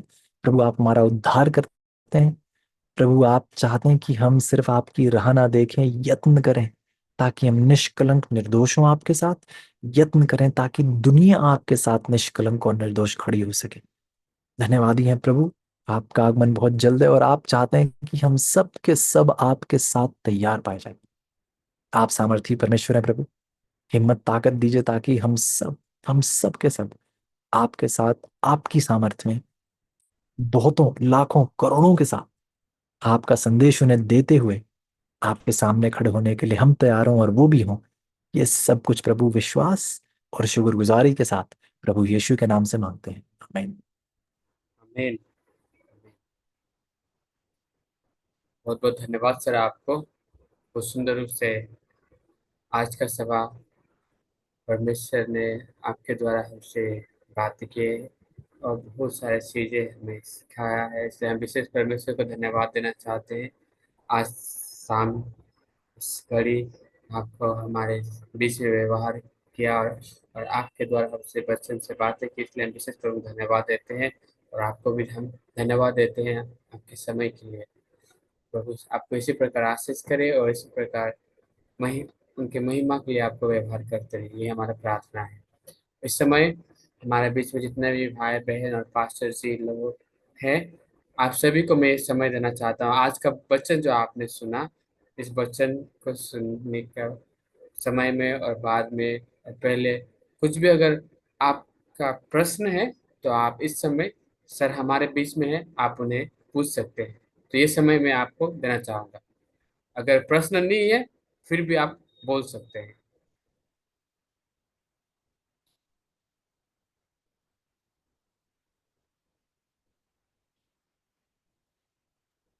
Sir, good evening sir. Good evening pastor चांद। सर मेरा एक क्वेश्चन है और जी। मैं अभी थियोलॉजी पढ़ाई कर रहा हूँ, सेकेंड ईयर में हूँ। और मेरा क्वेश्चन है कि लिटिल हॉर्न के बारे में, वो कौन है? लिटिल हॉर्न कौन है? ओके सर, भाई यस, कुछ। बहुत बढ़िया सवाल है सर। मेरे को पैस्टोरल आपसे पूछना होगा, क्या आपने अभी तक पढ़ाई किया है उसके विषय में या नहीं? मैं पढ़ाई किया हूँ दानियल 7 और वो ग्रेट कंट्रोवर्सी में, लेकिन हाँ, कोई बोल। अच्छा सर, उसके ये बैकग्राउंड के बारे में थोड़ा पढ़ाई किया हूँ, आई लेकिन सी। अ, हाँ, लेकिन मैं अच्छे से मतलब हर एग्जैक्टली शेर समझना नहीं चाहते जानता हूँ। हैं। Okay okay. Yes sir. बहुत बढ़िया सर। मैं पास्टर इजराइल से पूछ रहा था कि अगर आपने इन क्लासेस में अभी तक डिस्कस किया है लिटिल हॉर्न या नहीं? शायद ब्रदर न्यूली आज हमारे ग्रुप में आए हाँ, हैं इसलिए आई सी। और ओके। आज आज ही जुड़े हैं। तो तो वैसे मे, पास्टर इजराइल आप कवर कर चुके हैं वैसे, छोटा सीन के बारे में आप कवर कर चुके हैं वैसे? वो एक्चुअली हम नेक्स्ट स्टार्ट करेंगे सर। वो जब ओके, तो अभी हमारे book of Daniel class start होगा तभी शायद ये आई हम सी आई सी। कवर करेंगे। तो और तो भाईजान, मेरी आपसे ये दरख्वास्त होगी कि आप बने रहिएगा। काश मैं आपको 2-3 लाइनों में इसका पूरा जवाब दे पाता, लेकिन ये मुमकिन नहीं है। इसीलिए मेरी आपसे यही विनती होगी कि आप बने रहिएगा, आपको आपके सवाल का जवाब मिलेगा। लिटिल हॉर्न, जिसे हिंदी में हम छोटा सींग भी कहते हैं, यह आप प्रकाशित वाक्य की 7 और उसकी 8 से बहुत गहराई से देख सकते हैं। यही छोटा सींग आगे जाकर आपको प्रकाशित वाक्य की 13 में भी, बल्कि दानियल के प्रकाशित वाक्य में कह रहा हूँ, दानियल की 7 और 8 में, और आगे जाके प्रकाशित वाक्य की 13 में भी आपको यही छोटा सींग नजर आता है। तो हम, अगर आप उसे और गहराई समझना चाहें तो एक पूरी स्टडी उसके लिए होगी। उसके प्रकाशित वाक्य की दानियल की 7 में अगर आप देखें, तो दानियल की 7 में उसके 10 पहचान चिन्ह दिए जाते हैं। 10 पहचान चिन्ह दिए जाते हैं ताकि आप पूर्ण रूप से समझ पाएं कि ये छोटा सिंह है कौन।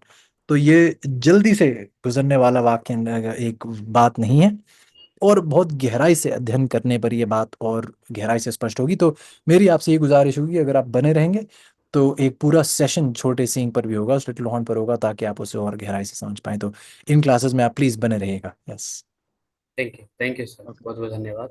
Thank you sir. और मैंने ग्रुप में चैट में नंबर मेरा डाल दिया है। आप इसमें भी लेके मेरे से पर्सनली कांटेक्ट कर सकते हैं। और जो भी अगर हमारे बीच में पास में ब्रीफली जो भी है हम आपको शेयर करेंगे।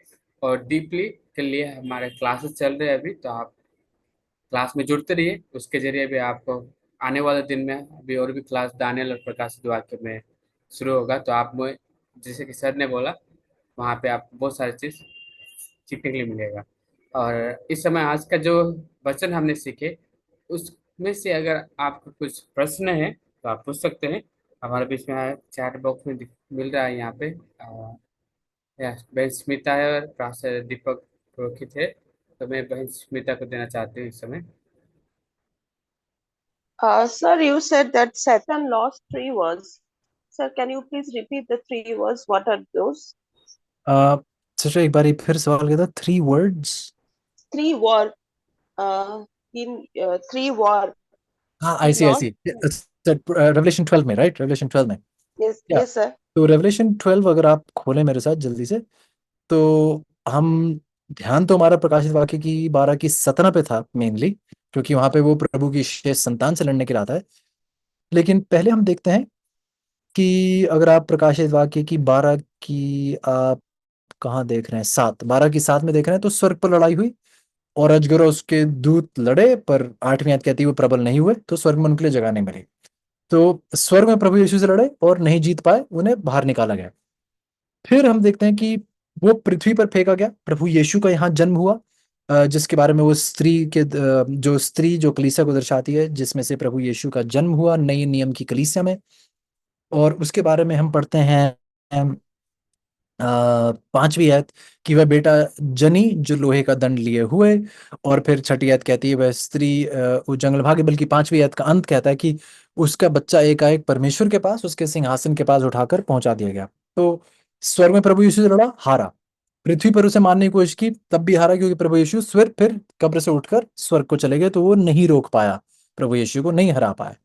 तो 2 युद्ध थे जिसमें वो हारा। फिर तीसरा वार हम उसका देखते हैं कि आगे जाकर अगर आप पढ़े तो फिर बाइबल कहती है, ओके, 13 आयत में लिखा है प्रकाशित वाक्य की 12 की 13 में, अब अजगर ने देखा कि मैं पृथ्वी पर गिरा दिया गया हूं, तो उस स्त्री को जो बेटा जनी थी उसे सताया। प्रभु यीशु को सताया, स्वर्ग में नहीं जीत पाया। पृथ्वी पर जब प्रभु यीशु जन्मे तब सताने की कोशिश की, नहीं जीत पाया।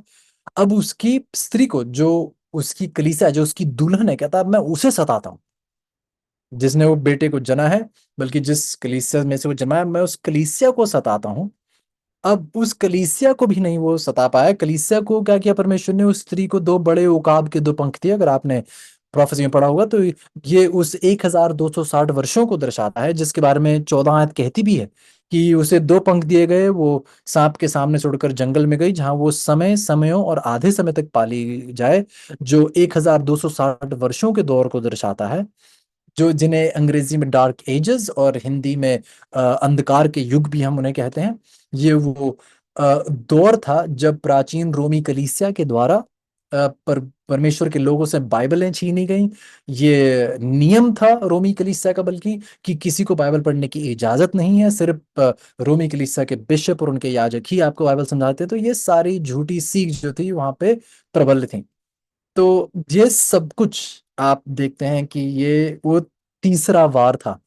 प्रभु यीशु पर जब नहीं वार कर पाया, नहीं जीत पाया, तो अब उसकी कलीसिया पर वो वार करने के लिए आया, और 1260 वर्षों में परमेश्वर ने उस कलीसिया को बचा के रखा। तो अब ये चौथा वार है उसका। प्रकाशित वाक्य 12 की 17 आप देखें, वो कलीसिया की जो शेष संतान है, जो बचे हुए लोग हैं, जो पवित्र धर्मी लोग हैं, जो उसकी आज्ञाओं को मानते हैं, यीशु की गवाही देते हैं, उनसे लड़ने को ज्यादा। तो ये वो चौथा वार है। तो उम्मीद करते हैं कि स्पष्ट हुआ होगा Thank you, sir. इसका। Thank you sir. पास दीपक आपका भी प्रश्न है।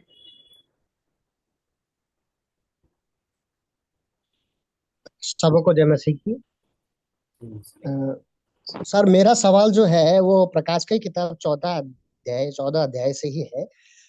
इसमें सर जो 14 का हम जो पढ़ रहे हैं, 14 का जो 11 लिखा गया है सर, उसमें जो पशु का जो चिन्ह को लेगा या छाप को लेगा वो अनंत पीड़ा में पड़ेगा। ये जो आग जो जल रही है ये जलते ही रहेगी, और ये लास्ट में जो बोला गया है वो दिन रात चैन नहीं पड़ेगा। तो जो व्यक्ति इस पीड़ा में पड़ेगा उसका मृत्यु होगा, या वो पीड़ा में सदाबहार मरेगा नहीं, लेकिन वो अमर ही रहेगा, लेकिन वो पीड़ा में ही रहेगा।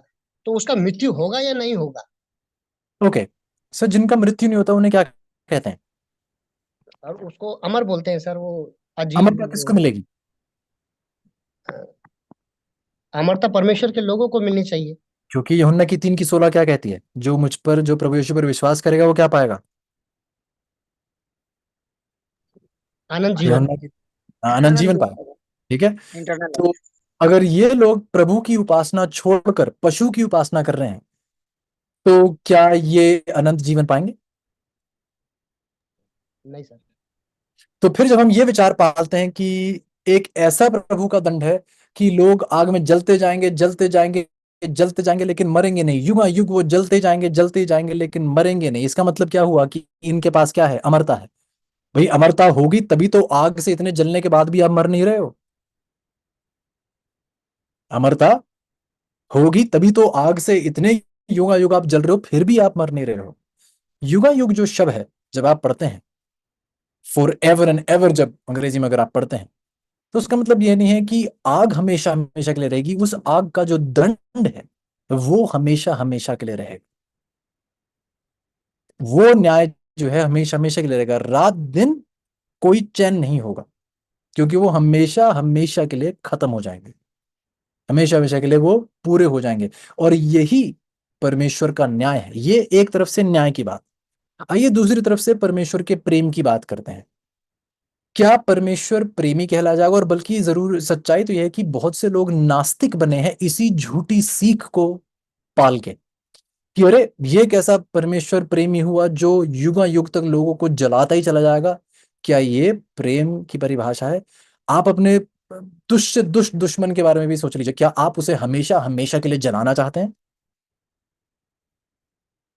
तो हमें अपने आप से पूछना चाहिए, क्या परमेश्वर जो हमसे कई ज्यादा प्रेम करता है, क्या वो जिनसे प्रेम करता है, क्या उन्हें वो युग तक जलाता ही चला जाएगा? तीसरी बात, स्वर्ग कैसी जगह होगी जब मेरे कुछ अजीज जिनको मैं चाहता हूं वो मेरे साथ स्वर्ग में नहीं होंगे और मैं उन्हें जलता हुआ देखूंगा, युग जलता रहूंगा। क्या मैं स्वर्ग में खुशी मना पाऊंगा जब मैं अपने ही अजीजों को जलता हुआ देखूंगा? तो ये सर, ये संक्षिप्त में बात हुई।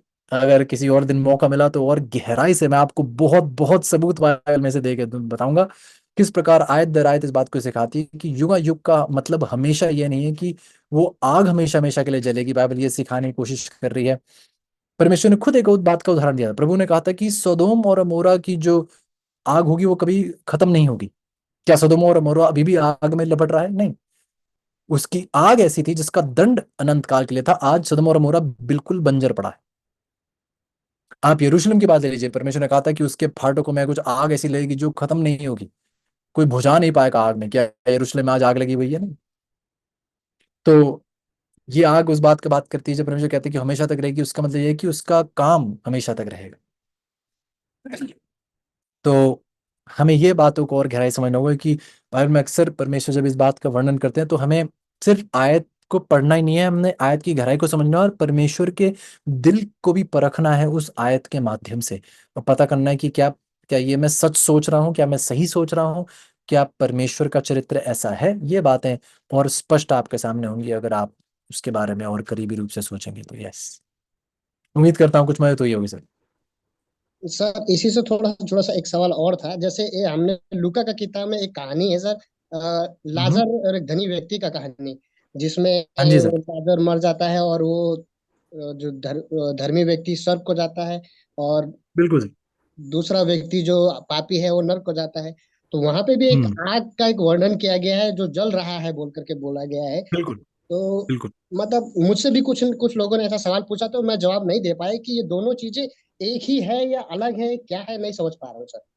सर, आपका सवाल बहुत अच्छा है। काश हमारे पास, क्योंकि सर ये विषय जो है ये तो है मृत्यु का विषय। मृत्यु के विषय पर एक पूरी पढ़ाई की हमें जरूरत है। और अगर कभी उसके साथ मौका मिला तो इन सारी आयतों को भी हम स्पष्ट कर सकते हैं। जल्दी से एक दो बातें आपके सामने रखूंगा। अगर आप उस धनी व्यक्ति और लाजर की अगर आप कहानी को देखें तो वहां अगर आप परखें तो कहा जाता है कि भाई जब वो व्यक्ति मरा, जब धर्मी इंसान मरा तो वो कहाँ चला गया? इब्राहिम की गोद में। तो अगर आप ये माने कि धर्मी लोग मर के, क्योंकि यही कुछ लोगों का मानना है कि जो जो धर्मी है जब वो मरते हैं वो सीधे स्वर्ग चले जाते हैं, जो दुष्ट हैं वो सीधे नरक चले जाते हैं। अगर सब धर्मी मर के इब्राहिम की गोद में जा रहे हैं तो इब्राहिम की गोद कितनी बड़ी है ये बताइए। और अगर सब धर्मी लोग मर के इब्राहिम की गोद में जा रहे हैं तो इब्राहिम मर के कहाँ गया? वो किसकी गोद में गया? अगर सब मर के इब्राहिम की गोद में जा रहे हैं तो परमेश्वर कौन हुआ? परमेश्वर हुआ या इब्राहिम हुआ? दूसरी बात, जब वो धनी व्यक्ति प्रार्थना करता है, कहता है कि हे मेरे पिता इब्राहिम, प्रार्थना कर रहा है, लेकिन प्रार्थना किससे कर रहा है? परमेश्वर से नहीं, इब्राहिम से प्रार्थना कर रहा है। अगर आप उस पूरे अध्याय के संदर्भ को समझने की कोशिश करें तो वहां परमेश्वर पहली बात तो ये कि ये दृष्टांत दे रहे थे, और इस दृष्टांत के द्वारा परमेश्वर उन यहूदियों की निंदा कर रहे थे जो झूठी सीख लोगों को सिखा रहे थे। ये यहूदी ही हैं जो इब्राहिम के लिए, इब्राहिम को प्रार्थना करते हैं। ये बात प्रभु यीशु इस बात से स्पष्ट कर रहे थे। ये यहूदी लोग ही हैं जो इब्राहिम से प्रार्थना करते हैं और इसे पिता के तौर पर भी मानते हैं। तो प्रभु यहाँ पर यहूदियों का जिक्र कर रहे थे जिन्होंने, और इस क्योंकि ये दृष्टांत है, ये बात में समझना बहुत जरूरी है। प्रभु यहाँ कोई हकीकत की कहानी नहीं है, एक दृष्टांत उन्हें सुना रहे थे। और दृष्टांत में जो चिन्ह होते हैं, जैसे प्रकाशित वाक्य की किताब में चिन्ह है, दृष्टांत में चिन्हों का गहरा मकसद होता है।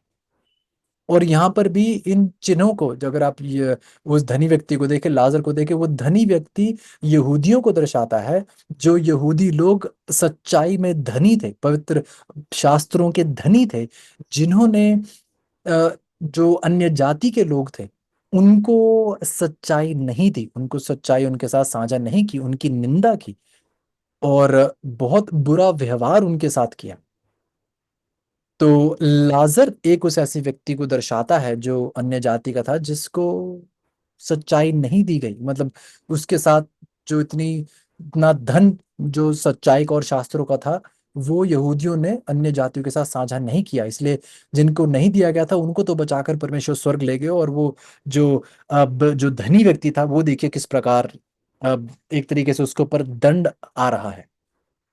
दूसरी बात, अगर आप और परख के देखें उस कहानी के विषय में, तो आप देखते हैं कि वो धनी व्यक्ति फिर कहता है कि इब्राहिम, आप लाजर को वापस भेज दें, स्वर्ग से आपस वापस भेज दें, शायद उसके कहने पर मेरे बाकी भाई जो हैं वो शायद पश्चाताप कर लें, देखकर कि दंड कितना बुरा है पाप का, शायद ये देखकर वो शायद पश्चाताप कर लें।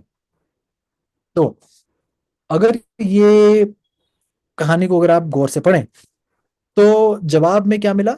प्रभु यीशु यही बात सिखाने की कोशिश कर रहे थे, यहूदियों को ये बात सिखाने की कोशिश कर रहे थे कि भाई अगर वो जिंदों की नहीं सुन रहे हैं तो अगर मुर्दों में से कोई उठ भी जाए तो क्या वो सुनेंगे? नहीं। उनके पास तो पहले से ही भविष्यद्वक्ताओं की सारी बातें हैं, पुराने नियम की गहरी गहरी बातें, अगर वो उनकी बात नहीं सुन रहे तो फिर मुर्दों में से जी उठने का क्या मतलब होगा?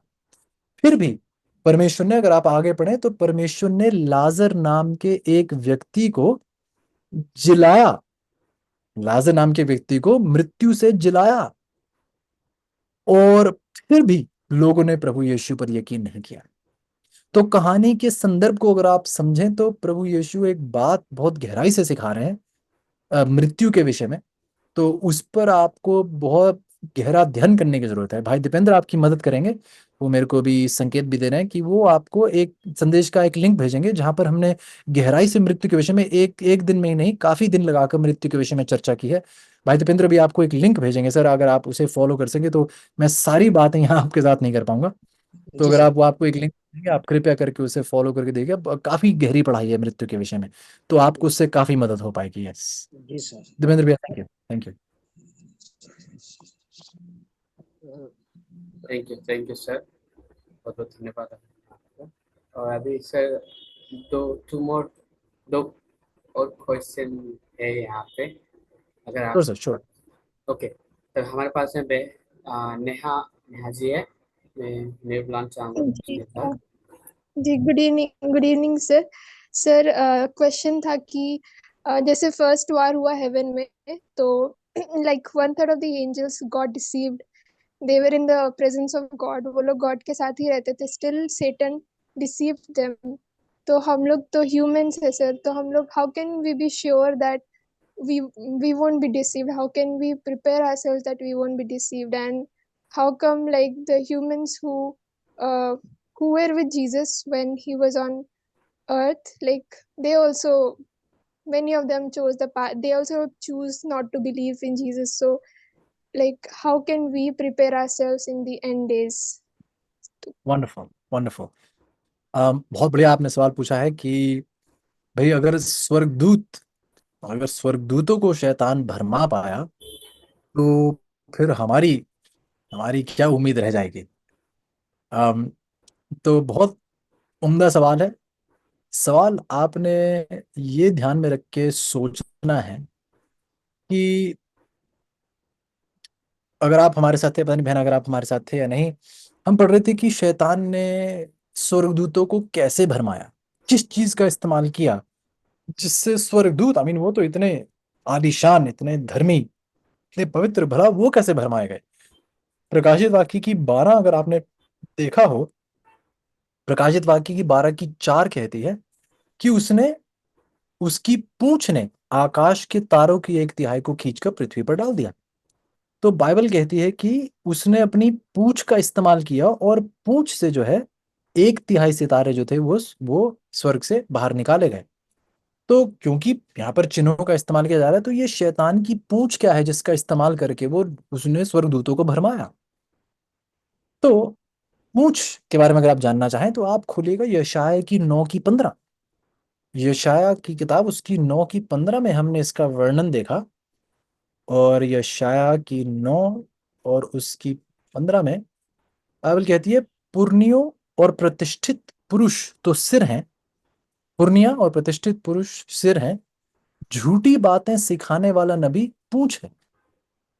तो झूठ और पूंछ एक दूसरे से जुड़ी हुई है। तो यहां पूंछ झूठ को दर्शा रही है। शैतान ने अपनी पूंछ से 1/3 स्वर्गदूतों को भरमाया, उसने अपने झूठ के द्वारा स्वर्गदूतों को भरमाया। झूठ से शैतान बहुतों को भरमा पाता है। झूठ का तोड़ क्या है? सच। प्रभु यीशु यूहन्ना की 14 की 6 में कहते हैं कि मैं ही सच हूं। सच कोई बाइबल की आयत या अध्याय नहीं है, प्रभु यीशु सच है। अगर आपने सिर्फ सच को जाना है, लेकिन सच को सिर्फ जानना नहीं है, सच के साथ आपने एक बहुत गहरी चीज को प्राप्त करना है। वो पाया जाता है थिस्सलुनीकियों की किताब, अगर आप खोलें मेरे साथ दूसरे थिस्सलुनीकियों की किताब, उसका दूसरा अध्याय और उसकी 10वीं आयत। दूसरे थिस्सलुनीकियों की 2 की 10। दूसरा थिस्सलुनीकियों उसकी 2 और उसकी 10। बाइबल कहती है दूसरे थिस्सलुनीकियों की 2 की 10 में, नाश होने वालों के लिए अधर्म के सब प्रकार के धोखे के साथ होगा। जो नाश होने वाले हैं, क्या हो रहा है? वो अधर्म के सब प्रकार के धोखा खाएंगे। क्यों? क्योंकि उन्होंने सत्य के प्रेम को ग्रहण नहीं किया है जिससे उनका उद्धार होता। ध्यान से सुनिए, अंत में विनाश उनका नहीं हो रहा है जो सत्य को नहीं जानते थे, जो सच्चाई को नहीं जानते थे। नहीं नहीं नहीं, अंत में विनाश उनका हो रहा है जो सच्चाई को जानते तो थे, लेकिन उन्होंने सत्य के प्रेम को ग्रहण नहीं किया था। तो अगर हमें शैतान की पूंछ से बचना है, उसके झूठ से, उसके भ्रम से अगर हमें बचना है, तो हमें उस प्रभु यीशु के साथ रहना होगा, उस प्रभु यीशु को स्वीकारना होगा। हमें सिर्फ सच्चाई को जानना नहीं है, सच्चाई के प्रेम को भी स्वीकारना है। और खुशखबरी ये है कि परमेश्वर ही प्रेम है। पहले यूहन्ना की 4 की 8 हमें बताती है, प्रभु यीशु को स्वीकारोगे तो प्रेम भी स्वीकारोगे, प्रभु यीशु को स्वीकारोगे तो सच्चाई को भी स्वीकारोगे।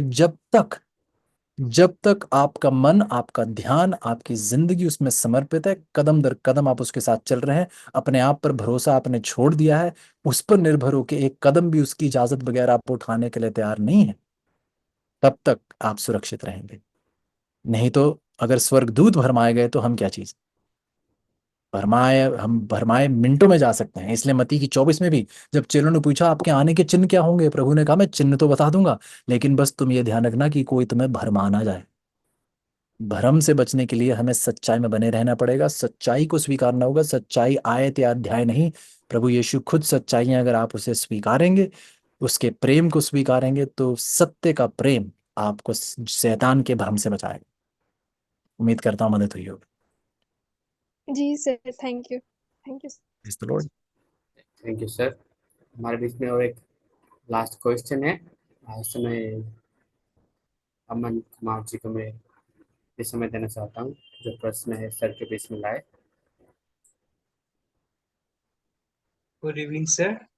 सर मेरा सवाल है, प्रकाशित वाक्य की किताब जो 3 स्वर्गदूत का संदेश है उसमें से प्रकाशित वाक्य 14 अध्याय उसका 9 में यहाँ बोलता है, फिर इनके बाद एक और तीसरा स्वर्गदूत बड़े शब्द से यह कहता हुआ आया, जो कोई उस पशु और उसकी मूर्ति की पूजा करे और अपने माथे या अपने हाथ पर उसकी छाप ले। मतलब ये हाथ और माथा पर जो छाप है, इस विषय में मुझे। बहुत बढ़िया सवाल सर। अगर आप ध्यान दें तो बात लिखी है पशु की छाप। अगर उसके बारे में देखें, अपने माथे या अपने हाथ, दोनों पर नहीं, या तो माथे या फिर हाथ। अब यहाँ पर जैसे चिन्हों में बात की जा रही है, तो पहले बात कहते हैं कि पशु की ये जो छाप है आपके पहले माथे पर आएगी। ये पशु की छाप उसकी एक झूठी सीख है, झूठी कलीसिया की, जो जो यकीनन रविवार की उपासना को दर्शाता है। ये पशु की छाप है। रविवार की को पवित्रता का दर्जा देना, ये यकीनन पशु की छाप है। तो पहली बात, इस बात का प्रभाव पड़ता है, ये जोर लगाया जाता है आपके माथे पर। माथे पर मतलब क्या? ठीक आपके माथा, जब आपका माथा, अगर आप हाथ लगाएं तो हड्डी है, उस ठीक हड्डी के पीछे आपके दिमाग का एक हिस्सा है जिसे अंग्रेजी में कहते हैं फ्रंटल लोब। ये आपके दिमाग का प्राथमिक एक हिस्सा है, सामने रहने वाला, फ्रंट में रहने वाला, सामने रहने वाला एक भाग है।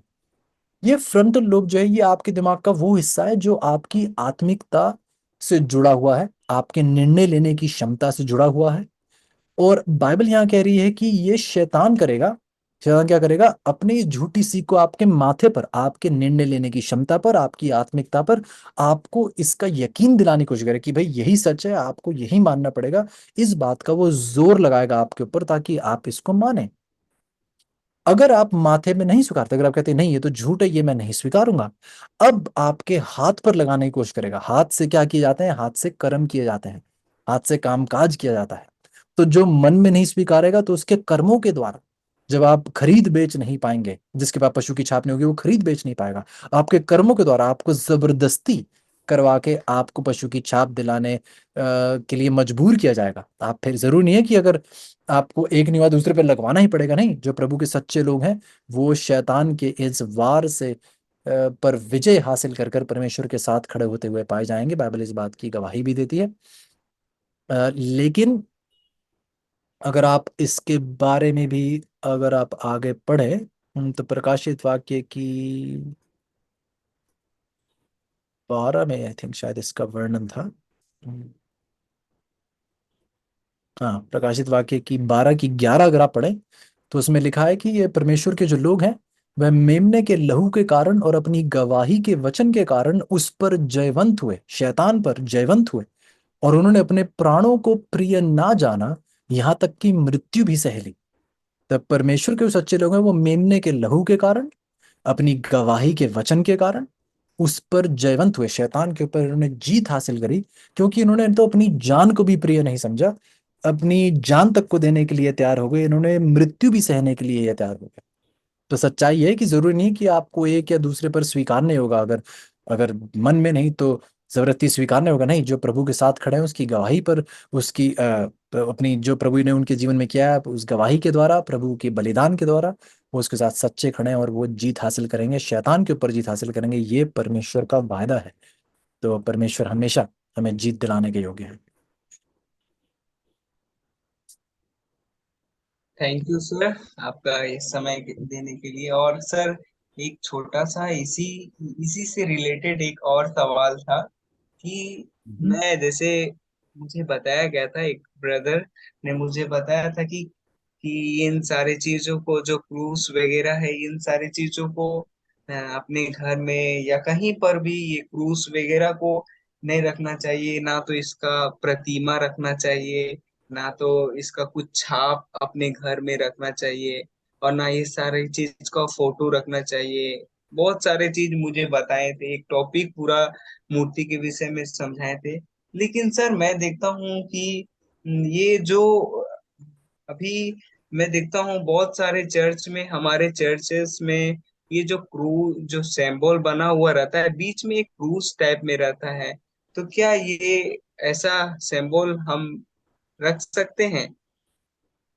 बहुत अच्छा सवाल है सर। मैं अक्सर कोशिश करता हूँ कि हम इन प्रतीकों की ओर इनको ज्यादा बढ़ावा ना दें। मैं ये शब्द आपसे कहूँ कि हम इन प्रतीकों को बढ़ावा ना दें, क्योंकि जरूरी बात ध्यान में ये है कि क्योंकि कुछ कलीसियों में इन चीजों की पूजा होती है। कुछ लोग आके क्रूस के सामने दंडवत करते हैं, झुकते हैं, पूजते हैं, क्रूस से प्रार्थना करते हैं। क्रूस एक लकड़ी है, या सीमेंट की बना लो या लोहे की बना लो, क्रूस आपका जवाब नहीं देगी।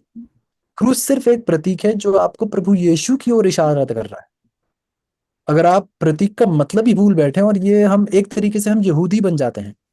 यहूदियों ने प्रतीकों को ले लिया, रीति रिवाजों को ले लिया, लेकिन जो रीति रिवाज में प्रभु की गहरी सीख थी, उदाहरण के तौर पर पुराने नियम में जो पवित्र स्थान से जुड़ी हुई जितनी भी रिवाज थे, उसमें एक गहरी सीख थी। उन्होंने उस रीति रिवाज को तो गले लगा लिया, उसकी सीख को बेदखल कर दिया। तो हम में भी ऐसा करने की एक बहुत बड़ी क्षमता है। हमें भी इन प्रतीकों से इनको ज्यादा बढ़ावा नहीं देना चाहिए। उदाहरण के तौर पर अगर किसी चर्च में कोई क्रूस है, तो अगर आप मुझसे को पूछे तो मैं कहूंगा कि आप ना लगाएं तो अच्छा। अगर आप पुलपिट बना रहे हैं, कहें इस पे क्रूस लगाएं, मैं इनसे अगर आप पूछे मैं कहूंगा आप मत लगाइए। हमें कोई क्रूस कहीं लगाने की जरूरत नहीं है, ताकि पता चले कि भाई हमें क्रूस पर विश्वास है। नहीं, क्रूस की ताकत कहीं लगाने से नहीं आएगी। प्रभु यीशु ने कहा था क्रूस को गले में मत टांगना, या ये नहीं कहा था कि उसे दीवारों पर लगाना या कलीसियों पर लगाना। प्रभु यीशु ने कहा था कि खुद ही का इनकार करना और क्रूस को उठाना। क्रूस को पहनने के लिए या चर्चेस पर लगाने के लिए नहीं, क्रूस को उठाने की का निवेदन और आदेश परमेश्वर ने अपने चेलों को दिया था। तो हमारा ध्यान उसे उठाने पर होना चाहिए, ना कि कहीं लगाने पर।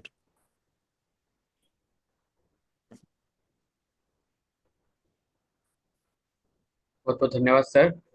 Thank you sir. Praise the Lord। हम आशा करते हैं कि भाई को प्रश्न का उत्तर मिल गया।